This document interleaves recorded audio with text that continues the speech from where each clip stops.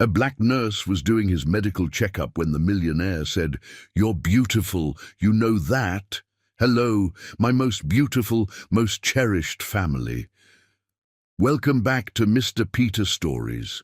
If only you could feel what I feel for you. The kind of love that doesn't fade, even when the screen is off. You're not just faces behind phones. You're the soul of this space, the light in my every dark day. You're not just part of this family. You are this family.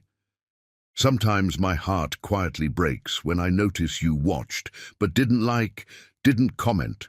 Not because of numbers, but because I just need to know you're still here, still holding my hand. I don't want to beg for love that we both know is real. So today, if this love still lives inside you, whisper in the comments, "You are not alone." Because when you say it, you're not only reminding me, you're letting every silent heart in this family know we still belong to each other. Your presence means more than fame, more than views, more than anything in this world. You are my peace, my purpose, my forever people. Here is my soul's prayer for you. May your heart always find the courage to hope again. May love find you before loneliness does. May your home be filled with peace and your spirit protected by unseen angels.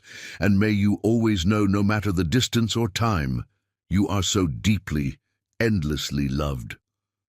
Let's start again, stronger, closer, more united. You are not alone, and neither am I, because I have you. Rain hammered against the windshield of Bernard Ellison's Aston Martin as he pulled into the parking lot of St. Mary's Community Clinic, his jaw clenched with frustration. The minor collision on Fifth Avenue should have been nothing more than an insurance claim, but the throbbing in his left temple and the gash above his eyebrow demanded medical attention. More importantly, it demanded discretion. The last thing the 34-year-old CEO of Ellison Industries needed was paparazzi swarming an upscale hospital, turning a simple accident into tabloid fodder about his bachelor lifestyle. Bernard had everything society told him he should want: a billion-dollar empire built from his grandfather's oil fortune, penthouses in 3 cities, and enough power to shift markets with a single decision. Yet sitting in his leather seat, watching the neon emergency sign flicker through the downpour, he felt the familiar hollow ache that had become his constant companion. Success, he'd discovered, was a cold and lonely bedfellow. The clinic's waiting room was a stark contrast to the marble lobbies and crystal chandeliers of his usual world. Fluorescent lights buzzed overhead, casting harsh shadows on cracked linoleum floors. The air smelled of disinfectant and desperation, filled with the quiet conversations of people who couldn't afford better care. Bernard adjusted his expensive watch, suddenly self-conscious about the Rolex that cost more than most of these people made in a year. "Mr. Ellison," a voice called from behind the reception desk. "Room 3 is ready for you." He followed a tired-looking receptionist down a narrow hallway lined with health posters and motivational quotes that had seen better days. Room 3 was barely larger than his walk-in closet, containing only an examination table, a rolling stool, and a small desk cluttered with medical supplies. The fluorescent light above hummed with the same persistent buzz as the waiting room. Bernard had just settled onto the paper-covered examination table when the door opened, and his entire world shifted on its axis. She moved with a dancer's grace and a fighter's confidence, a woman who had earned every ounce of respect through sheer determination. Her honey-golden skin seemed to glow under the harsh fluorescent lights, and when her amber eyes met his, Bernard felt his breath catch. Her dark hair was pulled back in a neat bun, rebellious curls framing a face so stunning it made him question whether he'd hit his head harder than he'd thought. "I'm Angela Morris, your nurse practitioner," she said, her voice melodious yet professional as she reviewed his chart. "Mr. Ellison, is it? I understand you were in an automobile accident." Bernard found himself staring, completely forgetting how to form words. Everything about her commanded attention. The way she moved with purposeful efficiency, the gentle strength in her hands as she set down his chart, the fire that seemed to burn behind those incredible eyes. He'd been around beautiful women his entire life, models and socialites who draped themselves on his arm for photos and galas, but none of them had ever made him forget his own name. "Mr. Ellison." Angela's voice cut through his thoughts, and he realized she was looking at him with raised eyebrows, waiting for an answer. "Yes, sorry," he managed, his voice rougher than usual. "Minor collision on Fifth Avenue. Nothing serious, but—" He gestured vaguely at the cut above his eyebrow. Angela moved closer, and Bernard caught the subtle scent of her perfume. Something warm and floral that made his head spin more than any head injury could. She pulled on latex gloves with practiced efficiency, then gently tilted his head to examine the wound. Her touch was impossibly soft, and Bernard had to grip the edges of the examination table to keep from leaning into her hands. "This doesn't look too deep," she murmured, her breath warm against his temple as she cleaned the cut with antiseptic. "You'll need a few butterfly bandages, but no stitches." Bernard watched her work, mesmerized by her concentration, the way she bit her lower lip slightly when she focused.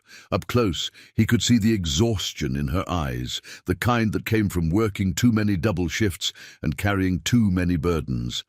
There was something else there too, a wariness, a guardedness, that spoke of old wounds that ran deeper than any physical injury. "You're beautiful," he whispered before he could stop himself. "You know that." The words hung in the air between them like a live wire. Angela's hands stilled on his forehead, and when she pulled back to look at him, her amber eyes flashed with something dangerous, not flattered surprise, but pure, molten fury. "Excuse me?" Her voice was ice and fire combined, each word carefully controlled but burning with anger. Bernard realized his mistake immediately, but it was too late to take it back.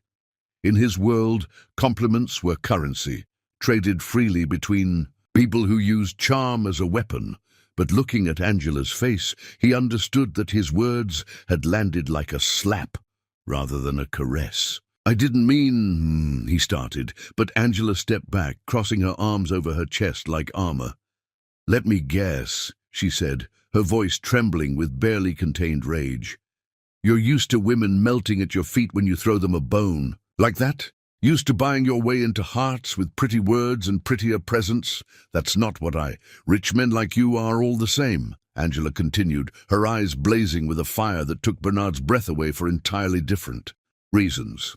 "You think everyone else exists for your entertainment, your pleasure, your convenience.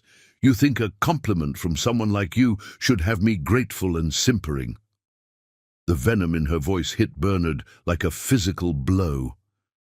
He'd expected maybe embarrassment, perhaps a shy smile, certainly not this beautiful, terrible anger that seemed to consume the entire room. "You don't know anything about me," he said quietly, trying to understand where this fury was coming from. Angela laughed, but there was no humor in it, only pain so deep it made Bernard's chest ache. "I know enough. I know your type, because one of your type destroyed my family." Her hands were shaking now, and she clasped them together to still them. "When I was 12 years old, a rich man, a millionaire oil executive named Richard Harrington, 3, swept my teenage mother off her feet with his charm and his money and his promises of a better life." Bernard felt his blood turn to ice. Richard Harrington III. He knew that name, knew the man. Old oil money, East Coast elite, the kind of ruthless businessman who crushed competitors and collected trophies, including, apparently, people. "He married her," Angela continued, her voice growing stronger with each word, fueled by years of suppressed pain. "Made her dependent on him, made her believe she was nothing without him. Then when the novelty wore off, when she got pregnant with me and wasn't his perfect little plaything anymore, he threw us away like garbage. Literally, we went from a mansion to a homeless shelter in one day because he decided he was bored. The raw pain in her voice made Bernard want to reach for her, to comfort her somehow, but the fire in her eyes warned him to stay back. "My mother never recovered," Angela whispered, and now Bernard could see tears threatening at the corners of her eyes. "She spent the rest of her life broken, warning me never to trust love, never to trust men with money, because rich men destroy everything they touch. They take what they want and leave ruins behind." Bernard sat in stunned silence, his heart breaking for the 12-year-old girl who had watched her world crumble, for the woman standing before him now who carried those scars like invisible armor. He wanted to tell her that not all wealthy men were like Harrington, that he would never hurt her, that what he'd said came from genuine awe at her beauty, not entitlement. But looking at her fierce, wounded eyes, he realized that words wouldn't matter. Nothing he could say would erase the damage that had been done, the walls that had been built to protect a heart that had learned too young that love was dangerous. "I'm sorry," he said finally, the words feeling inadequate but genuine. "I'm sorry that happened to you, and I'm sorry for being presumptuous." Angela studied his face for a long moment, as if trying to determine whether his apology was real. Slowly, some of the fire dimmed in her eyes, replaced by the professional mask she wore like protection. "Let me finish treating your cut," she said quietly, moving back toward him with careful, measured steps. As she applied the butterfly bandages with gentle precision, Bernard found himself studying her profile, the elegant line of her neck, the way her lashes cast shadows on her cheeks. She was even more beautiful when she was passionate, even in anger, and he felt something shift deep in his chest, something dangerous and consuming and completely foreign to his carefully controlled world. When she finished, Angela stepped back and removed her gloves with businesslike efficiency. "Keep the bandages dry for 24 hours. Take ibuprofen for any pain. If you experience dizziness, nausea, or blurred vision, seek immediate medical attention." "Thank you," Bernard said, sliding down from the examination table. As he reached for his wallet to pay, he found himself studying her again, memorizing every detail. "Angela Morris," he said softly, reading her name tag. "That's a beautiful name." For just a moment, her professional mask slipped, and he saw something flicker in her eyes. Not anger this time, but something softer and more dangerous. Then it was gone, replaced by cool politeness. "Good night, Mr. Ellison," she said, holding the door open for him. As Bernard walked back through the clinic's waiting room and out into the rain, he felt something he hadn't experienced in years. Genuine fascination, the kind that had nothing to do with conquest and everything to do with recognition. Angela Morris, with her honey-golden skin and amber fire, had just awakened something in him that all the money in the world couldn't buy. Standing beside his Aston Martin in the rain, Bernard made a decision that would change both their lives forever. He was going to see her again, but next time he would make sure she saw him as a man, not a symbol of everything she had learned to hate. He had no idea that winning Angela Morris's heart would require him to lose himself completely, and that it would be the most beautiful destruction he'd ever experienced. Chapter 2. The Beautiful Lie begins. 3 weeks after their encounter at the clinic, Bernard Ellison stood before his bathroom mirror, barely recognizing his reflection. Gone was the perfectly groomed billionaire CEO with his $1,000 haircuts and manicured hands. In his place stood Ben, a construction worker with calloused palms, sun-weathered skin, and clothes that bore honest wear. The transformation had been methodical, almost obsessive. Bernard had spent hours at construction sites he secretly owned, letting his hands roughen with real labor, his skin darken under genuine sun. He'd practiced modifying his speech patterns, softening the sharp edges of his Ivy League education into something more authentic and accessible. His personal shopper had been replaced with thrift store visits, his Armani suits traded for worn denim and flannel shirts that smelled of sawdust instead of expensive cologne. The irony wasn't lost on him. He was spending more money than most people earned in a lifetime to appear poor, hiring private investigators to learn everything about Angela Morris, while carefully erasing any trace of his own wealth from the narrative he was creating. What he'd learned about her only deepened his fascination. Angela worked 3 jobs: nursing at the clinic, waitressing at Rosa's diner on weekends, and doing medical transcription from her tiny apartment late into the night. Every penny went toward paying off her nursing school loans or supporting her mother, Clara, who cleaned office buildings despite her arthritis because pride wouldn't let her accept charity. The Morris women lived in a world where every dollar was precious, where dreams were luxuries they couldn't afford, where trust was earned through actions, not words. It was so far from Bernard's reality of bottomless bank accounts and casual extravagance that it might as well have been another planet, which was exactly why his plan was so dangerous and so necessary.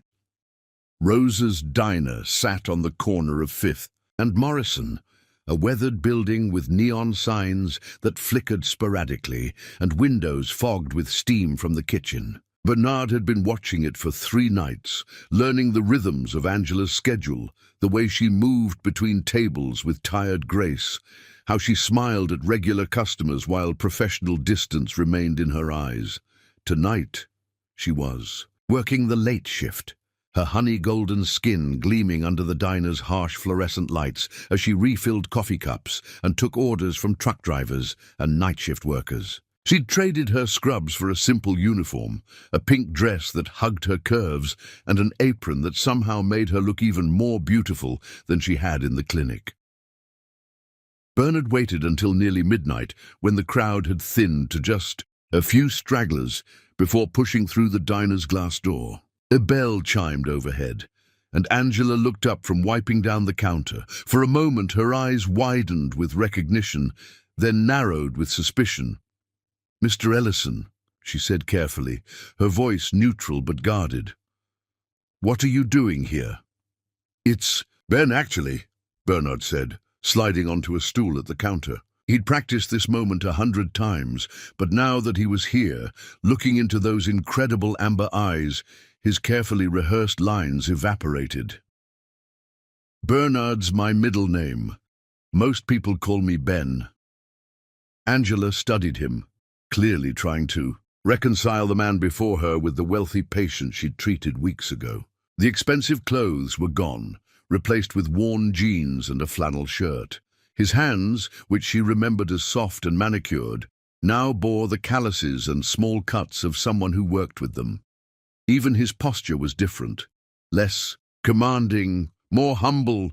"You look—" she started, then caught herself as if remembering her own rules about getting too personal with customers. "Different?" Bernard supplied with a self-deprecating smile. "Yeah, I clean up okay for doctor visits, but this is the real me, construction foreman, Morrison Building Company. I was actually just getting off my shift when I saw this place was still open. Figured I'd grab some coffee before heading home. It was a carefully constructed lie built on research and preparation. Morrison Building Company existed. Bernard had purchased it 3 days ago specifically for this purpose. The shift he'd just finished was real manual labor at one of his own construction sites, supervised by foremen who thought they were training a new investor's eccentric son. Angela hesitated, then reached for the coffee pot. "Coffee's been sitting. A while, might be stronger than you're used to." "Perfect," Bernard said, watching as she filled a heavy ceramic mug. Her movements were efficient but graceful, and he found himself mesmerized by the simple act of watching her work. "Long day." "Long week," Angela admitted, leaning against the counter. Now that the initial shock of seeing him had faded, she seemed to relax slightly. You mentioned construction. That's got to be tough work. Bernard looked down at his hands, at the real calluses and scratches he'd earned over the past 3 weeks. It is, but it's honest work. There's something satisfying about building something with your own hands, you know? Creating something that wasn't there before. Something in his voice must have struck a chord, because Angela's guarded expression softened slightly. I know exactly what you mean. That's how I feel about nursing. Like I'm helping build people back up when they're broken. Their eyes met across the counter, and Bernard felt that same electric connection he'd experienced in the clinic. But this time, without the barrier of his wealth between them, it felt real in a way that terrified and exhilarated him. Can I ask you something? Angela said, refilling his cup without being asked. That night at the clinic you seemed different, more formal. Was that because of the accident, or were you putting on an act? The question hit closer to home than she could possibly know. Bernard chose his words carefully, weaving truth through the lies like golden thread through dark fabric. Maybe a little of both, he said honestly. Sometimes when you're hurt or in an unfamiliar place, you put up walls. Act like someone you think you should be instead of who you are. He met her eyes. I'm sorry if I made you uncomfortable that night. That wasn't my intention. Angela studied his face, as if trying to read the truth there. You apologized then. Too, most men in your situation, it wouldn't have. My situation. Men who can afford expensive watches and cars, she said pointedly. Men who think the world owes them something. Bernard felt his heart stop. Had she seen through his disguise already? But then she continued, and he realized she was talking about the wealthy man she thought he'd been that night, not the construction worker sitting before her now. This watch? Bernard looked down at the modest Timex he'd purchased specifically for this persona, saved up for 3 months to buy it. And the car, well, let's just say it's got more miles on it than I care to count. Angela's expression shifted, and Bernard saw something that made his chest tighten. Guilt. She was feeling bad for judging him based on what she'd perceived that night. I'm sorry, she said softly. I made assumptions. It's just I've learned to be careful around men with money. They usually want something I'm not willing to give. What if I told you I don't have any money? Bernard asked, the irony of the statement making his throat tight. What if I told you I work 60-hour weeks just to make rent, that I eat ramen more often than I care to admit, and that this coffee is probably going to be the highlight of my day? Angela laughed, and the sound was like music, warm and genuine, and completely unguarded. Then I'd say you sound like most of us around here. They talked until dawn, began to creep through the diner's windows, painting the world in soft shades of gold and pink. Bernard learned that Angela dreamed of opening a free community health clinic, a place where people like her neighbors could get quality care regardless of their ability to pay. Her eyes lit up when she talked about it, her whole face transforming, with passion and hope. It sounds impossible sometimes, she admitted, refilling their coffee cups for the 4th time. The startup costs alone would be hundreds of thousands of dollars. And then there's equipment, staff, insurance. But I keep thinking about Mrs. Rodriguez down the hall from me, how she rations her insulin because she can't afford the full prescription. Or little Tommy Chen, whose asthma inhaler costs more than his parents make in a week. Bernard listened, his heart breaking and soaring simultaneously.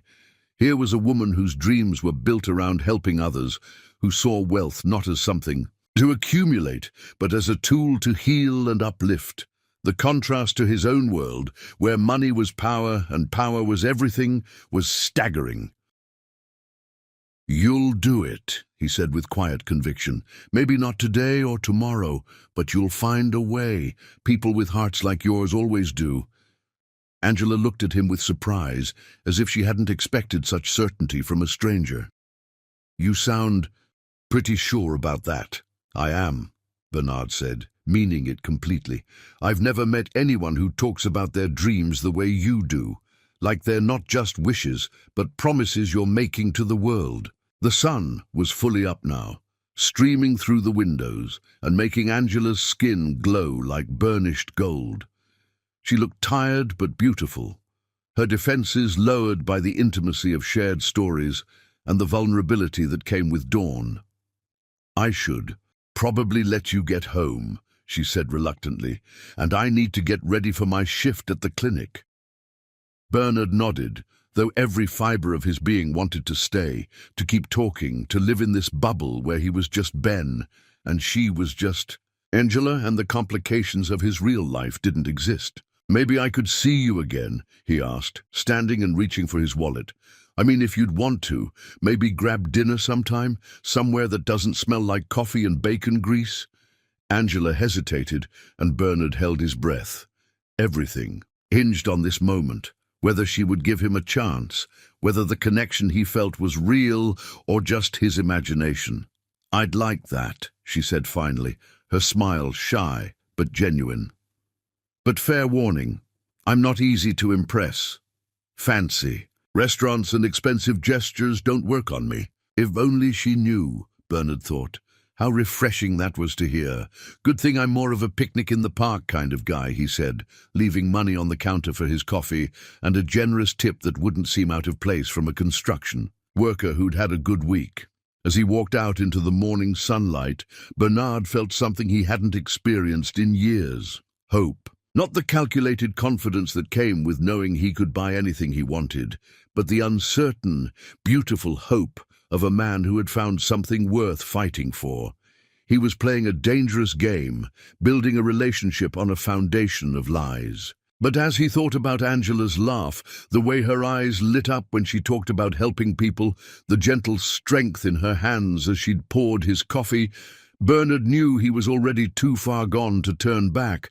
For the first time in his life, he'd found something money couldn't buy, and he was willing to give up everything to keep it. Chapter 3.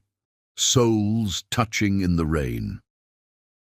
2 weeks into their courtship, Bernard had settled into the rhythm of being Ben, with an ease that both thrilled and terrified him. Every morning, he traded silk sheets for work boots, his penthouse view for construction sites, his world of boardrooms and power lunches for something genuine and infinitely more meaningful. Tonight, he was waiting for Angela outside the clinic, leaning against his carefully chosen pickup truck, a 2018 Ford F-150 that looked well used, but reliable, the kind of vehicle a construction foreman might drive. The autumn air carried the scent of rain and dying leaves, and storm clouds gathered overhead like dark promises. When Angela emerged from the clinic's sliding doors, Bernard's breath caught in his throat the way it did every time he saw her. She moved with that same graceful confidence, but tonight there was something different in her posture, a heaviness that spoke of a particularly difficult shift. Her scrubs were rumpled, and exhaustion shadowed her beautiful amber eyes. "Rough night?" he asked softly as she approached, noting the way she rubbed her temples. "Lost one," Angela said simply, but the weight of those 2 words hung in the air between them. 83-year-old man came in with chest pains. "We did everything we could, but..." She shrugged, trying to appear casual, but Bernard could see the grief she carried for every patient she couldn't save. Without thinking, he pulled her into his arms right there in the parking lot.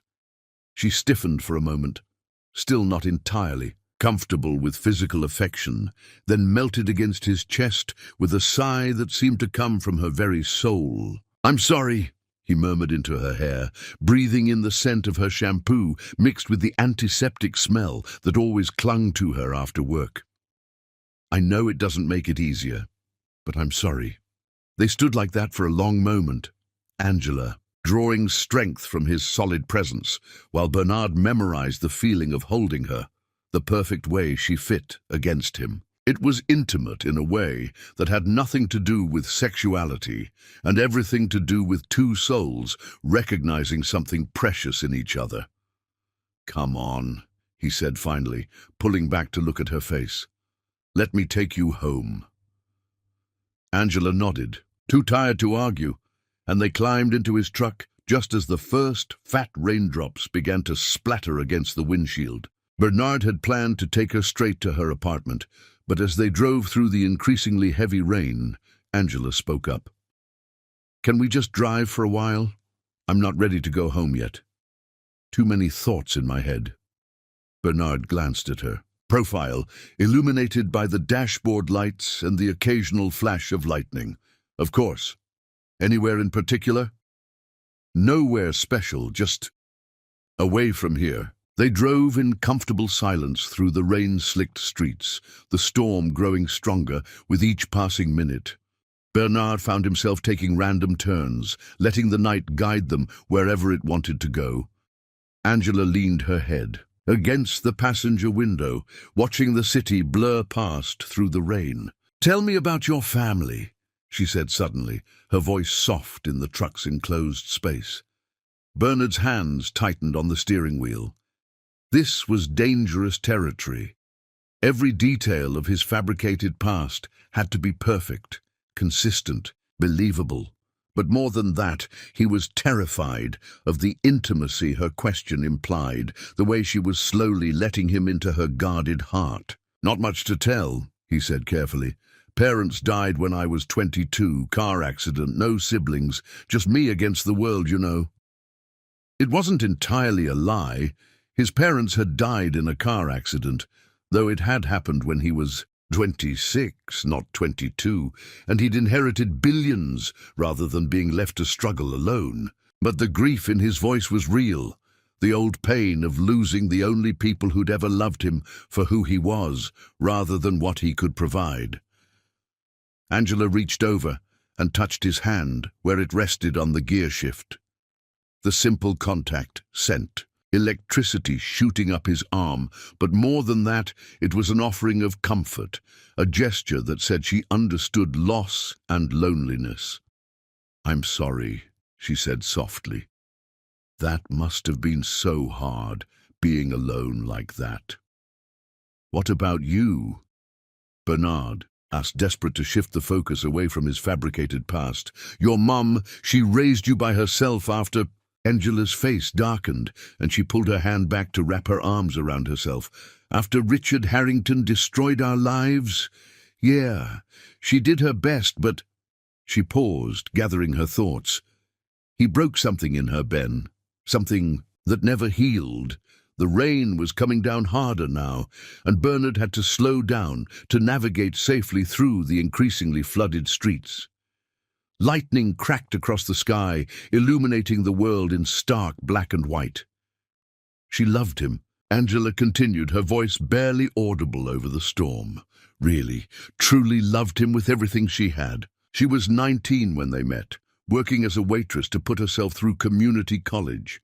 He was this successful, sophisticated older man who swept her off her feet with expensive gifts and promises of a better life."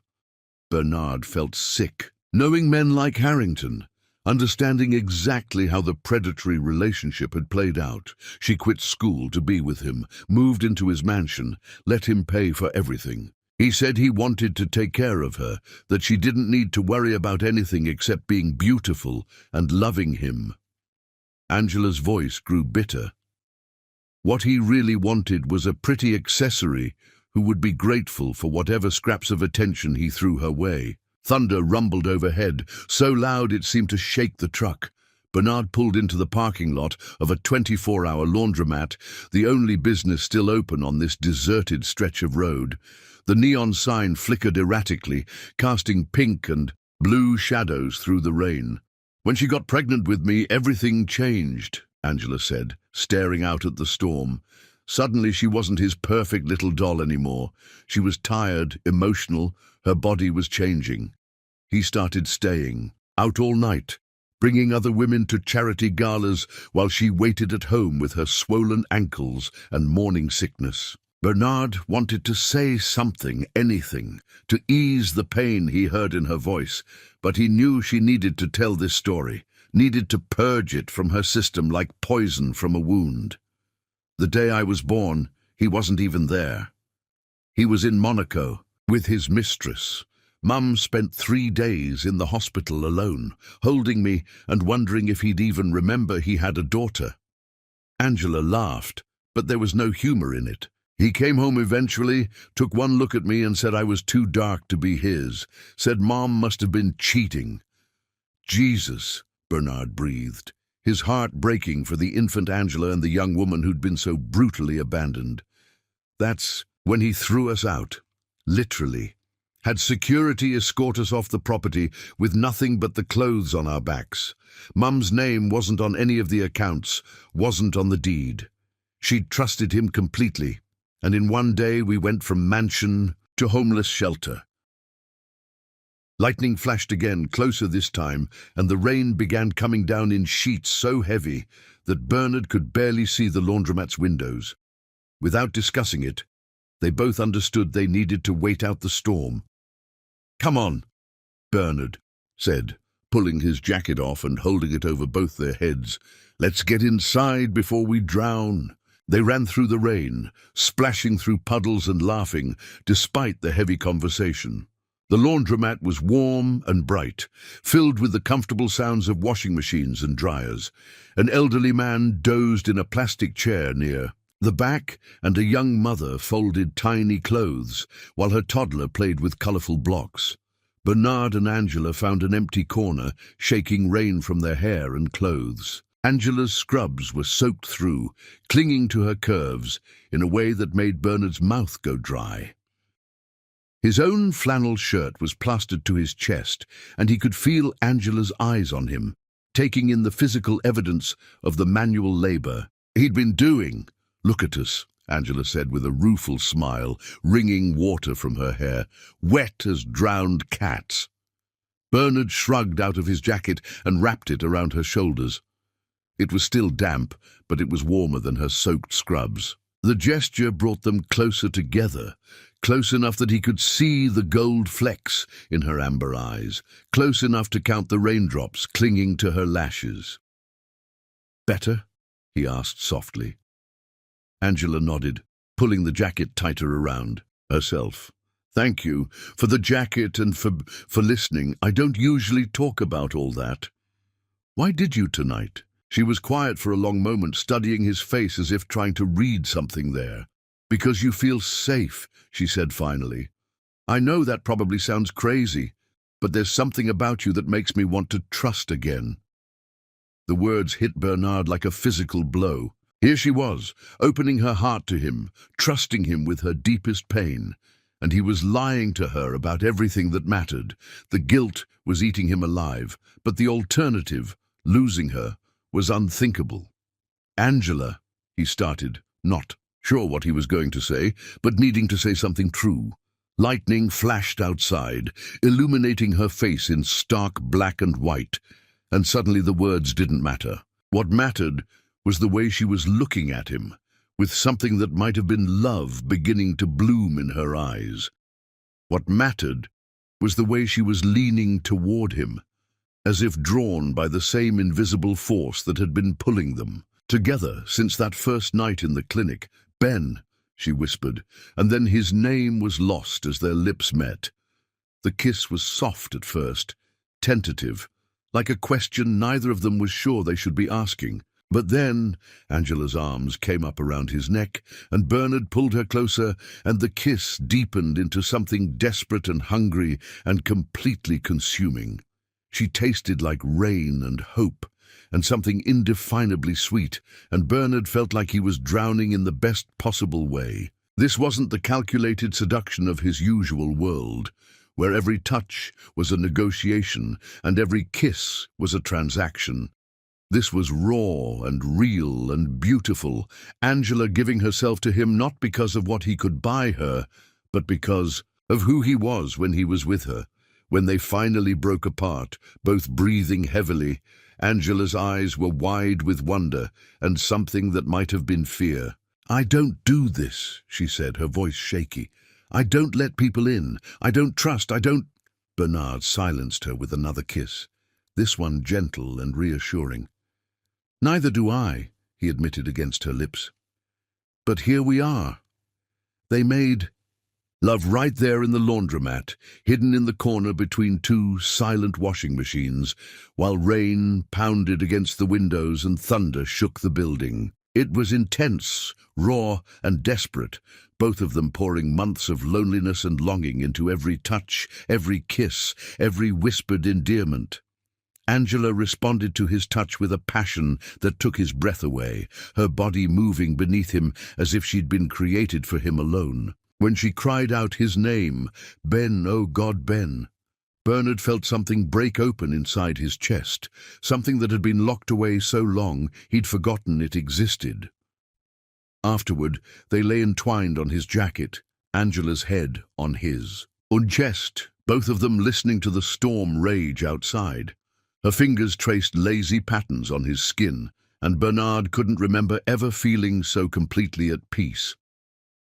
"The storm's getting worse," Angela murmured, though she made no move to separate from him. "We can wait it out," Bernard said, pressing a kiss to the top of her head. "I've got nowhere else I'd rather be." Angela lifted her head to look at him, her amber eyes serious. "Ben, what we just did, it changes things. I know.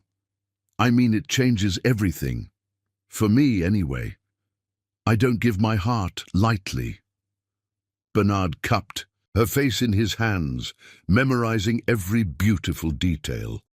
"Neither do I," he said, and meant it more than any words he'd ever spoken. As they dressed slowly, reluctantly, the storm began to subside. By the time they made it back to his truck, the rain had gentled to a steady drizzle, and the worst of the thunder had moved off into the distance. But Bernard knew that the real storm was just beginning. Tonight, he'd crossed a line he could never uncross. Tonight, he'd fallen completely, irrevocably in love with a woman who trusted him with everything she had, and who had no idea that everything about him was a lie.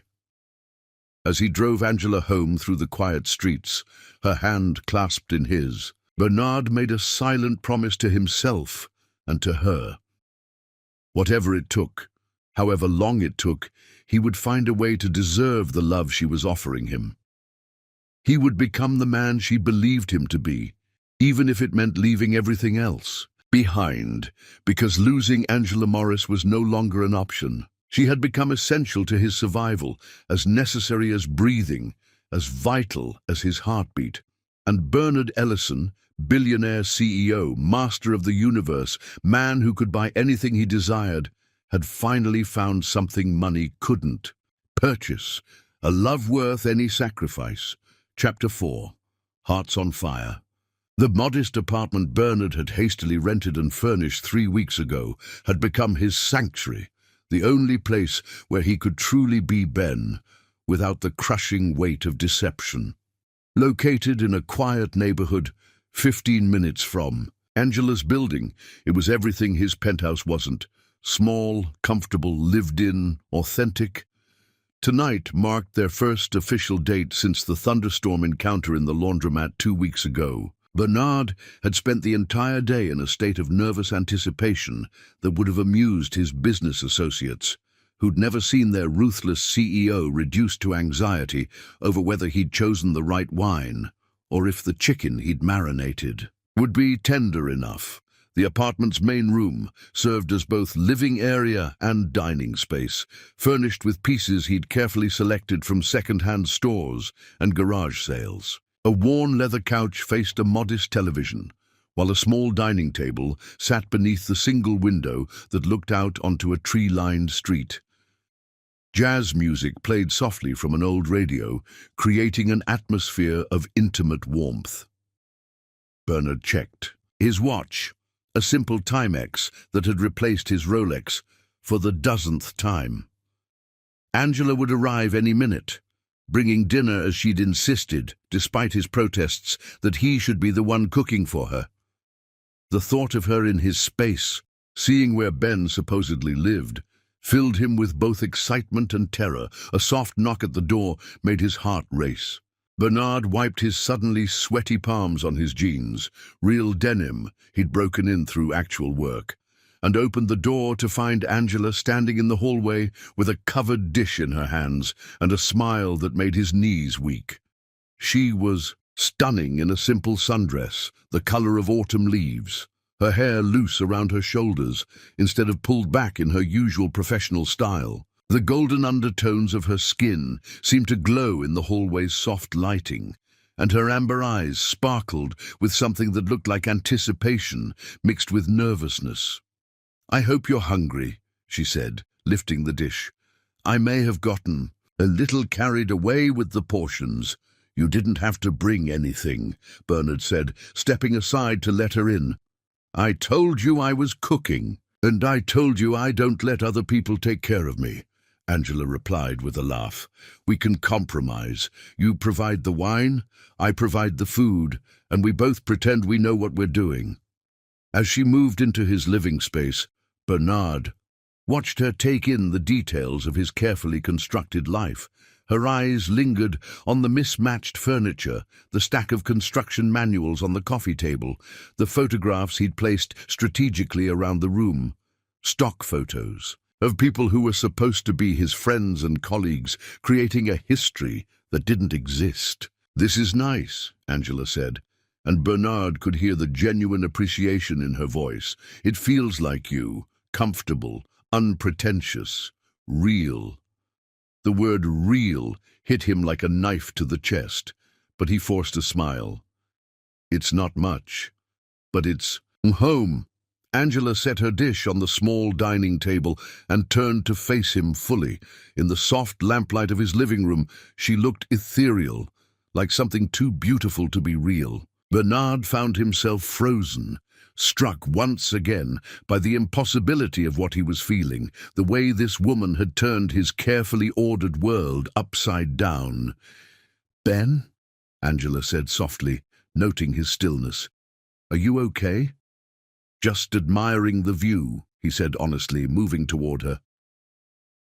Angela blushed, a rosy flush creeping up her neck that made Bernard want to trace its path with his lips. "You're making me nervous when you look at me like that." "Like what?" "Like I'm something precious. Like I'm worth looking at."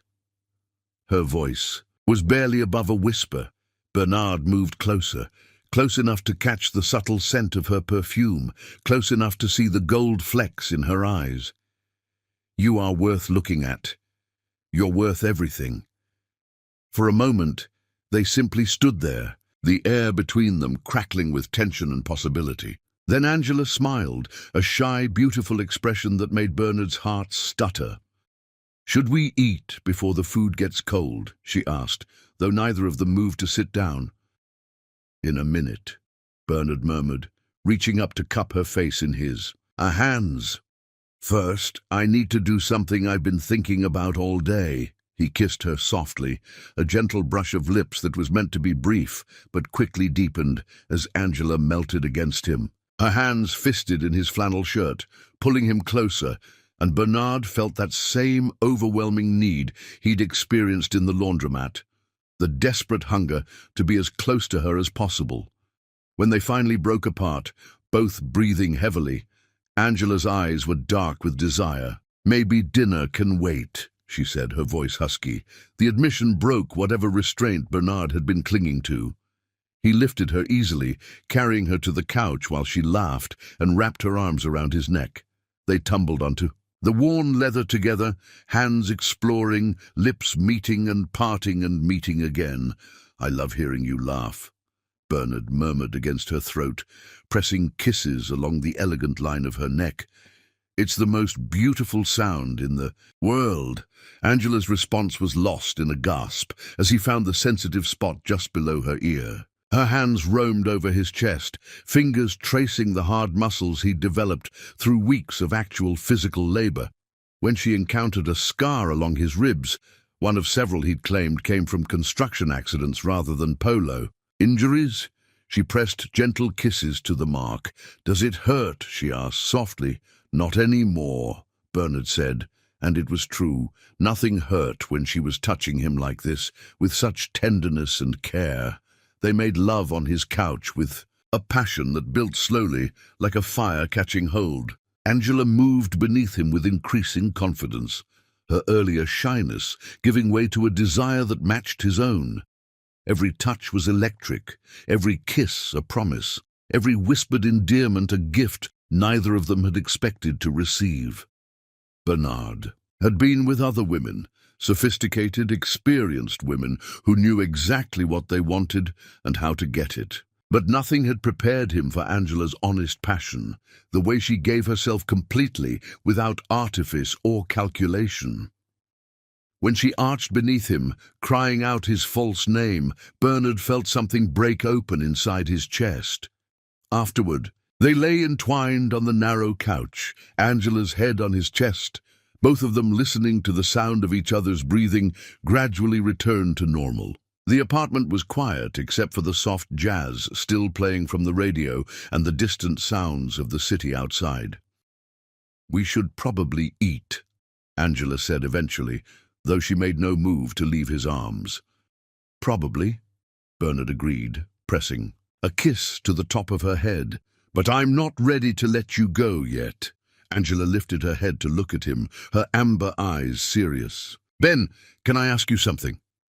"Anything." "How is it that someone like you is single? I mean, you're kind, you're handsome, you work hard." She trailed off, suddenly shy again. Bernard felt the familiar twist of guilt in his stomach. How could he explain that in his real life, relationships were transactions, that every woman who'd ever claimed to love him had been more interested in his bank account than his heart? How could he tell her that she was the first person who'd ever made him want to be better than he was? "I could ask you the same question," he said, deflecting. "Beautiful, intelligent, compassionate. How has some lucky guy not snapped you up already?" Angela's expression grew guarded, the walls she'd been slowly lowering starting to rise again. "You know why. I told you about my mother, about what happened to us. I learned early not to trust men who promise things they can't deliver." The irony of her words cut deep. Here he was, making promises with every touch, every kiss, every whispered endearment, and all of it was built on the biggest lie imaginable. "Hey," Bernard said softly, noticing the change in her mood. "What's wrong?" Angela bit her lip, clearly debating whether to voice whatever was troubling her. "It's just, this feels too good to be true. You feel too good to be true. I keep waiting for the other shoe to drop, for you to turn out to be someone else entirely." Bernard's blood turned to ice. Did she suspect something? Had he made some mistake, left some clue that revealed his true identity? "What do you mean?" he asked carefully. "I mean that I'm falling for you," Angela said, her voice barely audible. "Really falling, in a way that terrifies me. And every time something good happens in my life, it gets taken away." The raw vulnerability in her voice made Bernard's chest ache. Without thinking, he pulled her closer, holding her tight against him, as if he could shield her from all the pain she'd experienced. "I'm not going anywhere," he said fiercely. "Whatever you're afraid of, whatever you think might go wrong, I'm not him. I'm not the man who hurt your mother. I'm not going to abandon you." Even as he said the words, Bernard knew he was making promises he might not be able to keep. The lies were getting more complex every day, the web more tangled. But looking into Angela's eyes, seeing the trust and growing love there, he couldn't bear to be the person who took it away. They eventually made it to the dining table, sharing the meal Angela had prepared while talking about everything and nothing. She told him about her patients, about the elderly woman who brought homemade cookies to her appointments, and the young father who cried when she told him his test results were normal. Bernard found himself sharing stories from the construction sites, carefully edited versions of his experiences, working alongside men who knew nothing about his real identity. As the evening wound down, they slow danced in his small living room to the soft jazz still playing on the radio. Angela fit perfectly in his arms, her head resting on his shoulder as they swayed together in the lamplight. "I should probably go," she said reluctantly. "Early shift tomorrow." "Stay," Bernard said without thinking. "Please, I'll drive you to work in the morning." Angela pulled back to look at him, searching his face. "Are you sure? I don't want to impose." "You could never impose," Bernard said honestly. "I just want to wake up with you in my arms." They made love again in his bedroom, slower this time, savoring each touch and kiss. Angela fell asleep, curled against his side, her breathing deep and peaceful. Bernard lay awake long into the night, holding her and watching the play of streetlight across her sleeping face. He was living the most beautiful lie of his life, and every day it became harder to remember why he'd started it in the first place. Angela had changed everything, not just how he saw himself, but who he wanted to be. With her, he was becoming the man he'd always hoped he could be, if only he'd been brave enough to try. But as dawn approached and Angela stirred in his arms, murmuring his false name in her sleep, Bernard was forced to confront the truth he'd been avoiding. The deeper their love grew, the more devastating the eventual revelation would be. And with every passing day, every shared secret and whispered promise, he was ensuring that when the truth finally came out, it would destroy them both. The question was no longer whether he would lose her, but whether either of them would survive. The wreckage when his beautiful lie finally crumbled into ash. Chapter 5. Meeting her heart. Sunday afternoon sunlight filtered through the narrow windows of the Morris family's small apartment, casting warm, golden rectangles across worn linoleum floors and second-hand furniture maintained with loving care despite its age. Bernard stood outside apartment 4B, holding a modest bouquet of grocery store flowers and fighting nerves he hadn't experienced since his first board meeting at 18. Meeting Angela's mother felt more significant than any multi-billion-dollar merger he'd ever negotiated. This wasn't about impressing someone with his wealth or power, neither of which officially existed in his current persona. This was about proving himself worthy of the most precious thing in Clara Morris's world, her daughter's heart. The door opened before he could knock, revealing a woman who was clearly Angela's mother, despite the 20-plus years between them. Clara Morris had the same honey-golden skin and amber eyes, though hers were shadowed with the wariness of someone who'd learned to expect disappointment. She was smaller than her daughter, more fragile-looking, but there was steel in her spine that spoke of a woman who'd survived more than her share of battles. "You must be Ben," Clara said, her voice neutral as she assessed him from head to toe. Bernard felt like he was being evaluated by a general preparing for war. "Mrs. Morris," Bernard said, offering a smile that he hoped looked genuine rather than nervous. "Thank you for inviting me. These are for you." He held out the flowers, suddenly worried they were too modest, too cheap, not enough for a woman who deserved so much more. Clara accepted the bouquet with a softness that surprised him. "Daisies," she said, bringing them to her nose. "My favorites. How did you know?"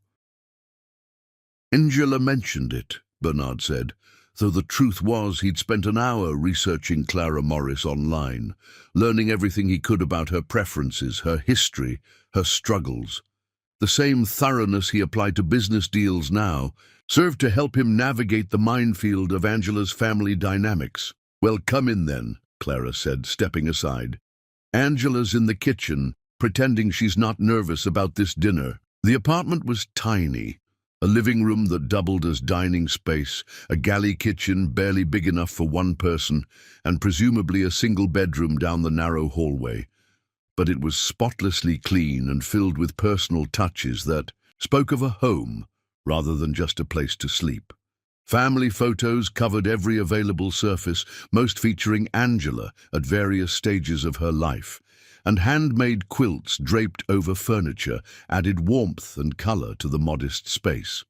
What struck Bernard most was how different it felt from his own sterile penthouse. This place had soul, had history, had love woven into every corner, despite, or perhaps because of, its limitations. Angela appeared in the kitchen doorway, wearing a simple dress that made her skin glow and her eyes sparkle. "Ben, you're early." "Traffic was lighter than I expected," Bernard said, which was true. He'd actually been driving around the neighborhood for 20 minutes, too nervous to arrive on time. Angela crossed to him, rising on her toes to press a soft kiss to his cheek. The casual intimacy of the gesture wasn't lost on Clara, whose sharp eyes missed nothing. "Dinner's almost ready," Angela said. "Mom, would you mind keeping Ben company while I finish up?" "Of course," Clara said, gesturing for Bernard to sit on the small couch. "We need to get acquainted anyway." As Angela disappeared back into the kitchen, Bernard found himself alone with the woman whose opinion could make or break his relationship, with the love of his life. Clara settled into a worn armchair across from him, her posture perfect, despite the exhaustion he could see in her eyes. "So," Clara said without preamble, "tell me about yourself, Ben. Angela says you work construction." "Yes. Ma'am, foreman at Morrison Building Company. Been there about 5 years now." The lies rolled off his tongue with practiced ease, backed up by weeks of actual experience and carefully manufactured documentation. "Hard work," Clara observed. "Good, honest work. I respect that." Bernard nodded, noting the emphasis on honest. He suspected every word he spoke was being weighed and measured against some internal standard Clara had developed over years of protecting her daughter. "Angela tells me you lost your parents young," Clara continued. "I'm sorry for your loss." "Thank you. It was difficult. But you learned to make your own family, find people who matter." Bernard met her gaze directly. "Your daughter matters to me, Mrs. Morris, more than I know how to express." Something flickered in Clara's eyes, not quite approval, but perhaps the beginning of it. "She matters to me too. She's all I have left in this world worth fighting for." The weight of that statement settled between them. Bernard understood he was being given a warning as much as information. Hurt Angela, and he'd have Clara Morris to answer to. "Can I ask you something?" Bernard said carefully. Clara nodded. "What should I know?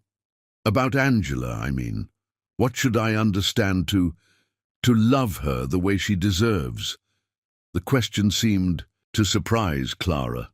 Her defensive posture softened slightly, and for the first time Bernard saw a glimpse of the young woman she'd once been. Hopeful, trusting, full of dreams. "She doesn't let people in easily," Clara said finally. "When she was 12, we lost everything. Not just money or possessions, but safety, security, the belief that love could be trusted." Clara's voice grew distant, lost in painful memories. "I was young and stupid, and so desperately in love, that I ignored every red flag, every warning sign. I let a man make me completely dependent on him, and when he was done with me, he threw us away like garbage." Bernard felt sick, knowing exactly who Clara was talking about, knowing the type of man Richard Harrington III was, because he moved in those same circles, knew that same casual cruelty that came with unlimited wealth and power. Angela watched. "It all," Clara continued. "Watched me fall apart, watched us lose our home, watched me cry myself to sleep in homeless shelters. She was just a baby, but she had to grow up fast, had to take care of me when I couldn't take care of myself." "I'm sorry," Bernard said, and meant it with every fiber of his being. "I'm sorry that happened to both of you." Clara studied his face intently. "Are you? Or are you just saying what you think I want to hear?" The question hit like a physical blow. Bernard realized that this woman had developed razor-sharp instincts for detecting deception, for seeing through the lies that charming men told to get what they wanted. "I'm sorry, because the thought of Angela being hurt, of her watching you suffer, makes me physically ill," Bernard said honestly. "I'm sorry because you both deserve so much better. And I'm sorry because every day I see how those scars still affect her. How hard it is for her to trust, how much courage it takes for her to let anyone close." Clara was quiet for a long moment, processing his words. "She loves you," she said finally. "I can see it in the way she talks about you, the way her whole face lights up when your name comes up. I haven't seen her like this ever." The admission filled Bernard with joy and terror in equal measure. "I love her too, more than I knew it was possible to love anyone." "Love isn't enough," Clara said sharply. "The man who destroyed our lives claimed to love me too. Love without honesty, without respect, without genuine commitment is just pretty words that cause pretty pain."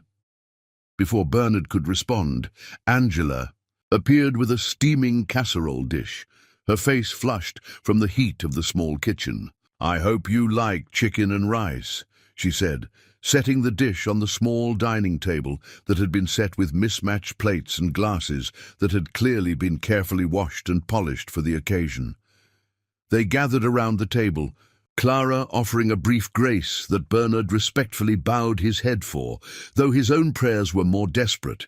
"Please, don't let me hurt these women. Please let me find a way to deserve their trust. Please let love be enough to overcome the lies I've built my life on." The meal was simple but delicious, clearly prepared with love and care, despite the modest ingredients. Angela had somehow transformed basic chicken and rice into something that tasted like home, like comfort, like everything Bernard's expensive restaurant meals had never been. "This is incredible," Bernard said, and meant it. "Where did you learn to cook like this?" "Necessity," Angela laughed. "When you're working 3 jobs and trying to make every dollar stretch, you get creative with whatever's in the pantry." "Angela's been taking care of both of us since she was 14, Clara said with obvious pride.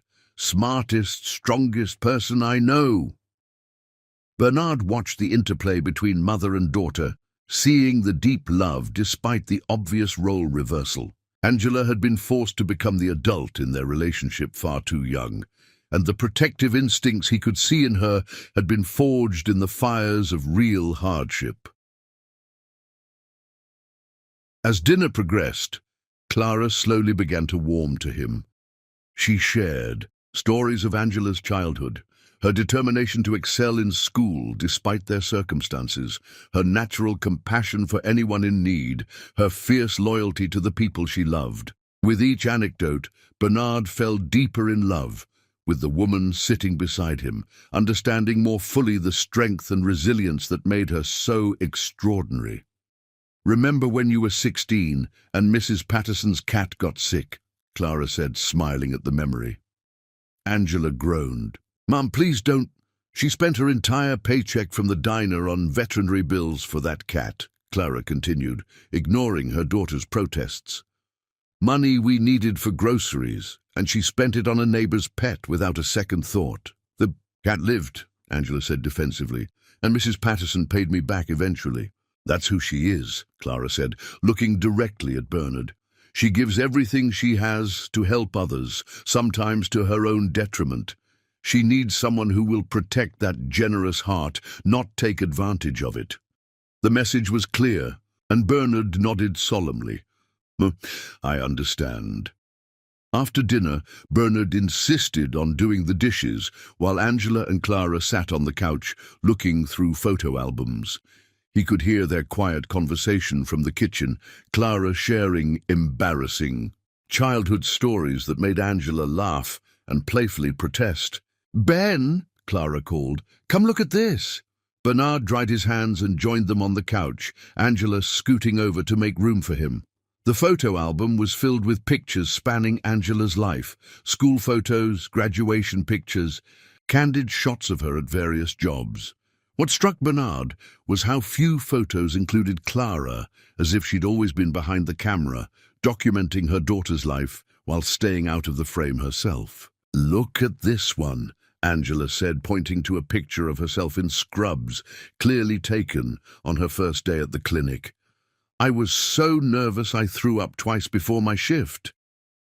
"You never told me that," Bernard said, smiling at the image of a younger Angela trying to look confident despite her obvious anxiety. "There's a lot I haven't told you yet," Angela said, leaning against his side, "but we have time." As the evening wound down, Clara excused herself to bed, but not before pulling Bernard aside. She's been hurt enough, Clara said quietly, so Angela couldn't hear from the living room. If you're not serious about her, if this is just some kind of game to you, walk away now. Don't make her fall any deeper just to abandon her later. Mrs. Morris, Bernard said, meeting her fierce gaze, I would rather die than hurt your daughter. She's the best thing that's ever happened to me. Clara studied his face for a long moment, then nodded slowly. I believe you mean that. Just remember that meaning it and doing it are two different things. On the drive back to Angela's apartment, she was unusually quiet, staring out the passenger window at the city lights streaming past. Penny for your thoughts, Bernard said, softly. She likes you, Angela said finally. I can tell she hasn't liked anyone I've brought home since high school. She's protective of you. I respect that. Angela turned to look at him, her amber eyes serious in the dashboard light. Ben, what my mom went through, what we both went through, it changed us, made us careful, maybe too careful. But with you, I feel like maybe I can trust again. Maybe I can let someone take care of me for once, instead of always being the one who takes care of everyone else. Bernard pulled over, unable to drive, while his heart was breaking with the weight of her trust. He turned to face her fully, cupping her face in his hands. I want to take care of you, he said fiercely. I want to be the man who makes you feel safe, who proves that love can be trusted. I want to be worthy of what you're offering me. They made love that night with a tenderness that brought tears to both their eyes, Angela whispering his name like a prayer, while Bernard worshipped her body with a devotion that came from the very depths of his soul. When she fell asleep in his arms, her face peaceful and trusting, Bernard stared at the ceiling and made silent promises he prayed he'd be able to keep. But even as he held her, even as he breathed in the scent of her hair and felt the steady rhythm of her heart against his chest, Bernard knew that the foundation of their love was built on lies that grew more complex with every passing day. Meeting Clara had shown him exactly what he stood to lose, not just Angela, but the chance to be part of a real family, to belong somewhere, to matter to people who loved him for who he was, rather than what he could provide. The question that haunted him as dawn approached was whether the man he was becoming with Angela was real enough to survive the revelation of who he'd been without her, and whether love, no matter how deep or true, could bridge the chasm between the truth and the beautiful lie he'd constructed around it. Chapter 6. The Hero's Mask. The knock on Bernard's apartment door came at 7 in the morning, urgent and desperate. He'd been expecting Angela for their planned breakfast, but when he opened the door, he found her in tears, still wearing yesterday's clothes, her hair disheveled and her beautiful amber eyes red from crying. Ben, she sobbed, falling into his arms. I don't know what to do. Mrs. Washington is being evicted and I don't have enough money to help her, and she's 82 years old with nowhere to go. Bernard held her tight, his heart breaking at her distress, while his mind immediately began calculating solutions. Mrs. Washington was Angela's elderly neighbor, a sweet woman who'd lived in the apartment building for 40 years and had become like a grandmother to Angela. The thought of her being put out on the street was clearly devastating to the woman he loved. Tell me what happened, Bernard said softly, guiding Angela to his couch and pulling her down beside him. Angela took a shuddering breath, trying to compose herself. Her son was supposed to be sending money for her rent, but apparently he's been gambling it away instead. She's 3 months behind, and the landlord gave her until Friday to pay, or he's filing for eviction. That's 4 days, Ben. 4 days. To come up with $1,800, and she has maybe 50 in her checking account. Bernard's first instinct was to write a check. $1,800 was pocket change to him, less than he spent on wine at a single business dinner. But Ben, the construction worker who lived paycheck to paycheck, couldn't simply produce that kind of money without raising questions. What about her family? Anyone else who could help? Her son is the only family she has left, and he won't even return her calls, Angela said bitterly. She's too proud to ask for help anyway. I only found out because I heard her crying through the walls last night. Bernard pulled Angela closer, his mind racing through possibilities. He needed to help Mrs. Washington. There was no question about that. But he had to do it in a way that didn't expose his true identity. An idea began to form, risky but possible. What if we organized a community fundraiser, he suggested. Get the whole building involved, maybe some of the neighbors from nearby apartments. People around here look out for each other, right? Angela lifted her head to look at him, hope flickering in her eyes. You think we could raise that much? We won't know until we try, Bernard said, already mentally planning how to make it work.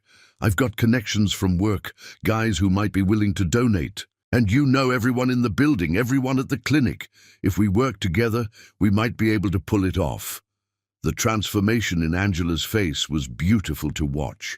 The despair lifted, replaced by determination and the fierce protectiveness. He'd come to adore about her.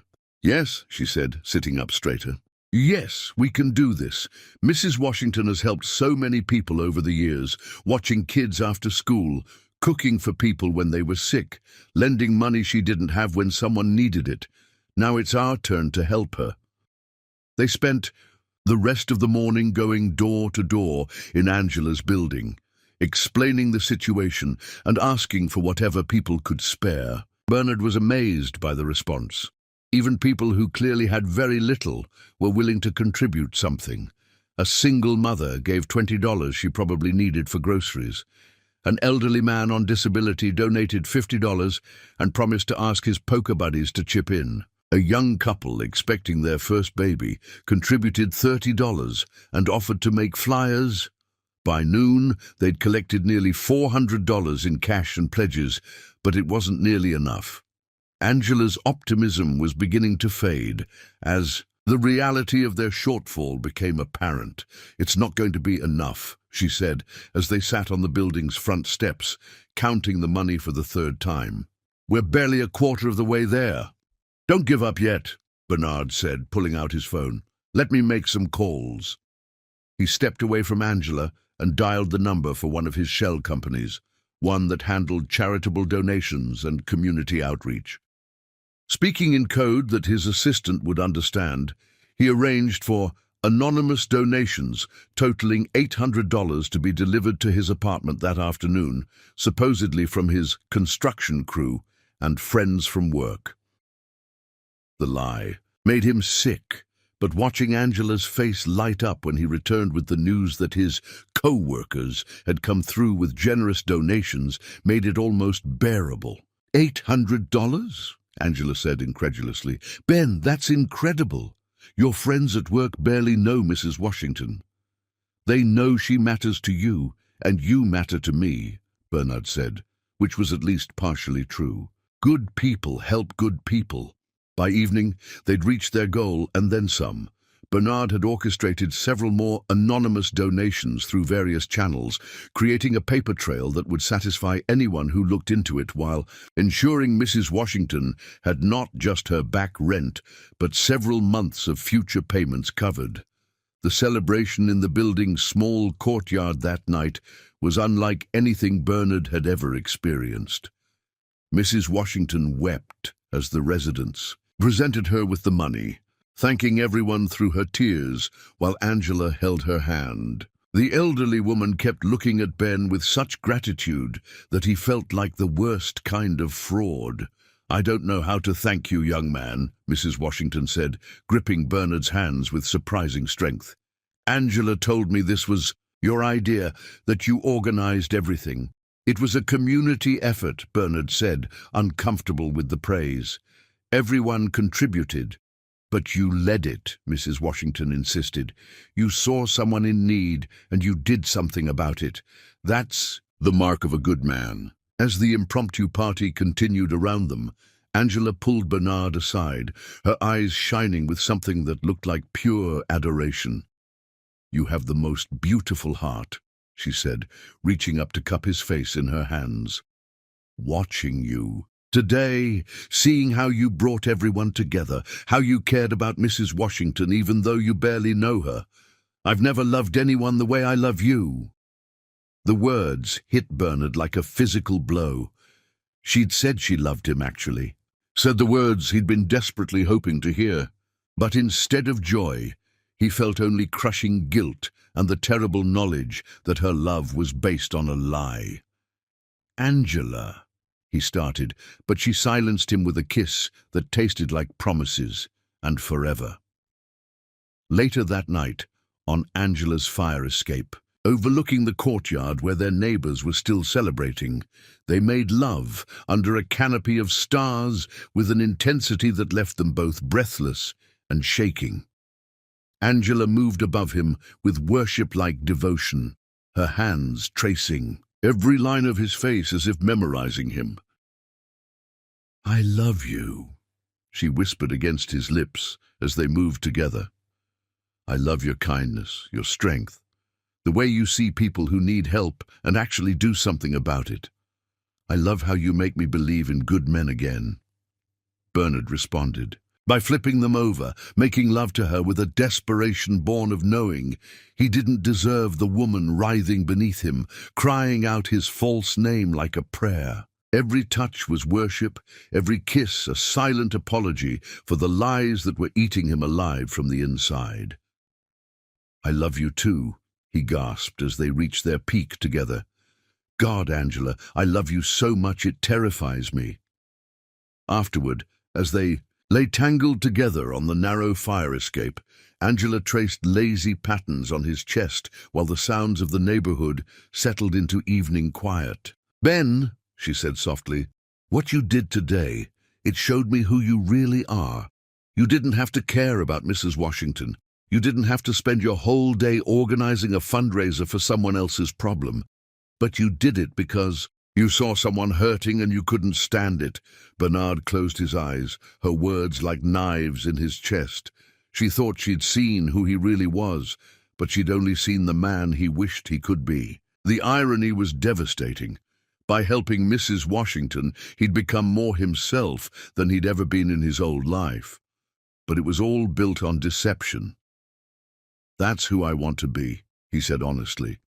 "With you, I want to be the kind of man who makes a difference." "You already are," Angela said, pressing a kiss to his chest. "Today proved it." As Angela drifted off to sleep in his arms, Bernard stared up at the stars and confronted the truth he'd been avoiding. He wasn't just pretending to be poor anymore. He was discovering who he could be without the barriers of wealth and power, learning what it meant to be part of a community that looked out for each other. The problem was that this version of himself, the man Angela had fallen in love with, couldn't exist without the resources of the man he really was. Every act of heroism, every moment of generosity, was funded by the very wealth he was hiding from her. He was caught in an impossible paradox, becoming his best self through the worst possible deception. Over the following days, Bernard found himself doing more community work, using his vast resources to anonymously fund everything from scholarship, programs to medical bill assistance, all while maintaining his cover as a hard-working construction foreman. He was living a double life that was simultaneously the most honest and most dishonest thing he'd ever done. Angela watched it all with growing admiration, seeing in him the kind of man she'd never believed could exist. Someone with the compassion to care and the follow-through to act. She began talking about their future together, about the things they could accomplish as a team, about the clinic she wanted to open and how he could help her make it a reality.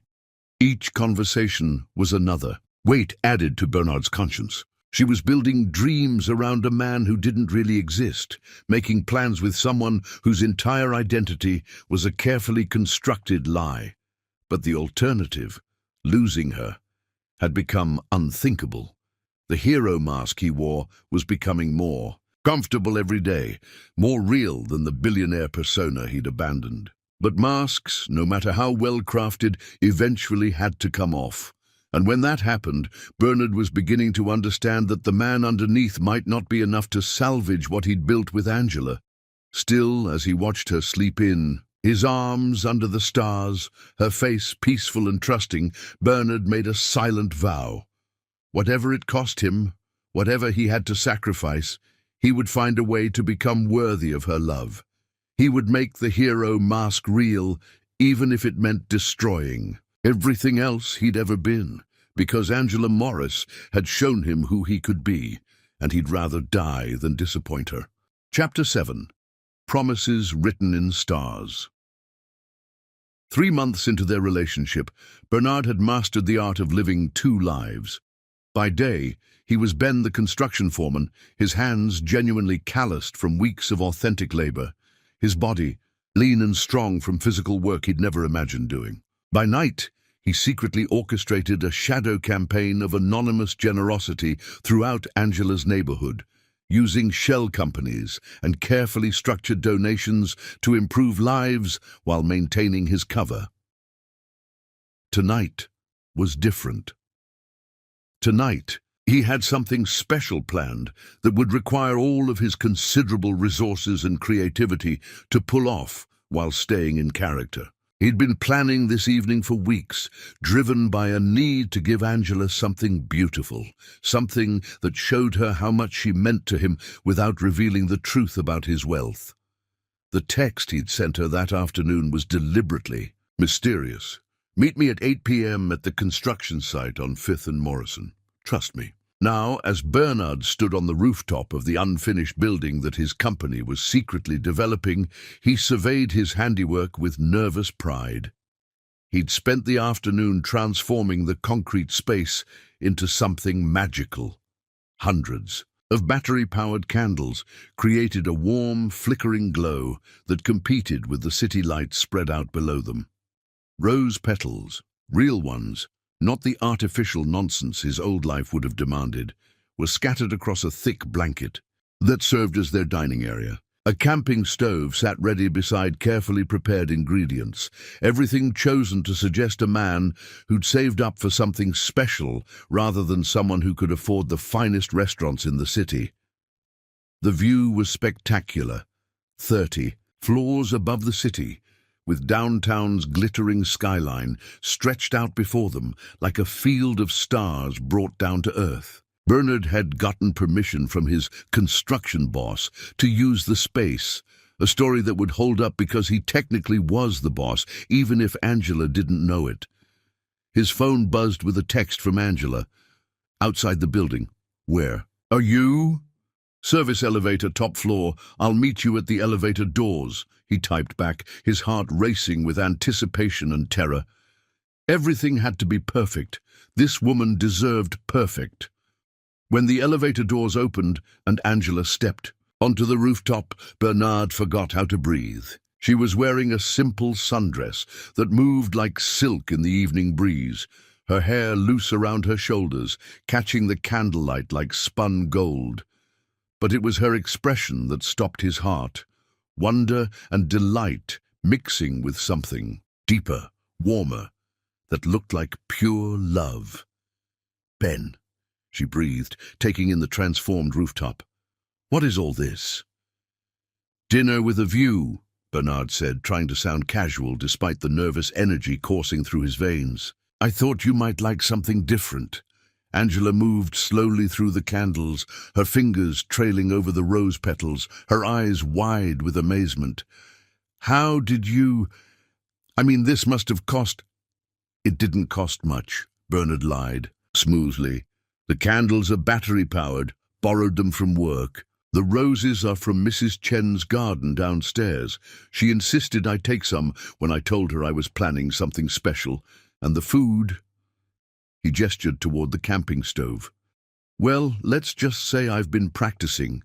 It was a carefully constructed story that painted him as resourceful rather than wealthy, thoughtful rather than extravagant. But watching Angela's face as she absorbed the romantic scene he'd created, Bernard knew the lies were worth it.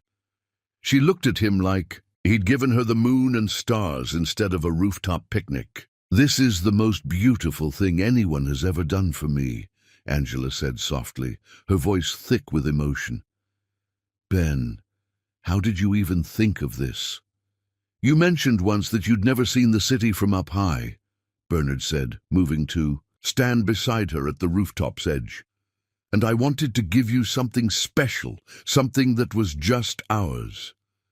They stood together looking out over the city, Angela leaning back against his chest, while his arms wrapped around her waist. The evening air was perfect, warm but not hot, with a gentle breeze that carried the sounds of the city up to their private paradise. "It's incredible," Angela murmured. "I never imagined it could be so beautiful from up here. It looks like the whole world is covered in diamonds." Bernard pressed a kiss to the top of her head, breathing in the familiar scent of her shampoo. "Not as beautiful as you." Angela turned in his arms, reaching up to cup his face in her hands. "How are you real? How is any of this real?" The question hit closer to home than she could possibly know. Bernard silenced her with a kiss that was gentle at first, then deeper as she melted against him. Up here, surrounded by candlelight and rose petals with the city spread out below them, it was easy to forget that their entire relationship was built on lies. It was easy to believe that this was real, that they were real, that love could conquer anything. "Come on," Bernard said, when they finally broke apart, both breathing heavily. "Let me cook for you." The meal was simple but perfect. Grilled chicken with herbs, roasted vegetables, and a pasta salad he'd actually learned to make during his weeks of playing the part of Ben. He cooked on the camping stove while Angela watched, asking questions about his technique and laughing when he admitted he'd burned the first batch of chicken while practicing. "You practiced?" Angela asked, delighted. "You actually practiced cooking for me." "I wanted it to be perfect," Bernard admitted, which was completely true. "You deserve perfect." They ate sitting on the blanket, feeding each other bites and talking about everything and nothing. Angela told him about her day at the clinic, about the young mother who'd brought her baby in for a checkup and ended up crying about her own postpartum depression. Bernard found himself sharing stories from the construction site, carefully edited versions of his experiences, working alongside men who had no idea their temporary co-worker was worth more than their combined annual salaries. As the evening progressed, and the candles burned lower, they slow danced to music from Bernard's phone, moving together on the rooftop like they were the only two people in the world. Angela fit perfectly in his arms, her head resting on his shoulder as they swayed to the soft jazz that had become their song.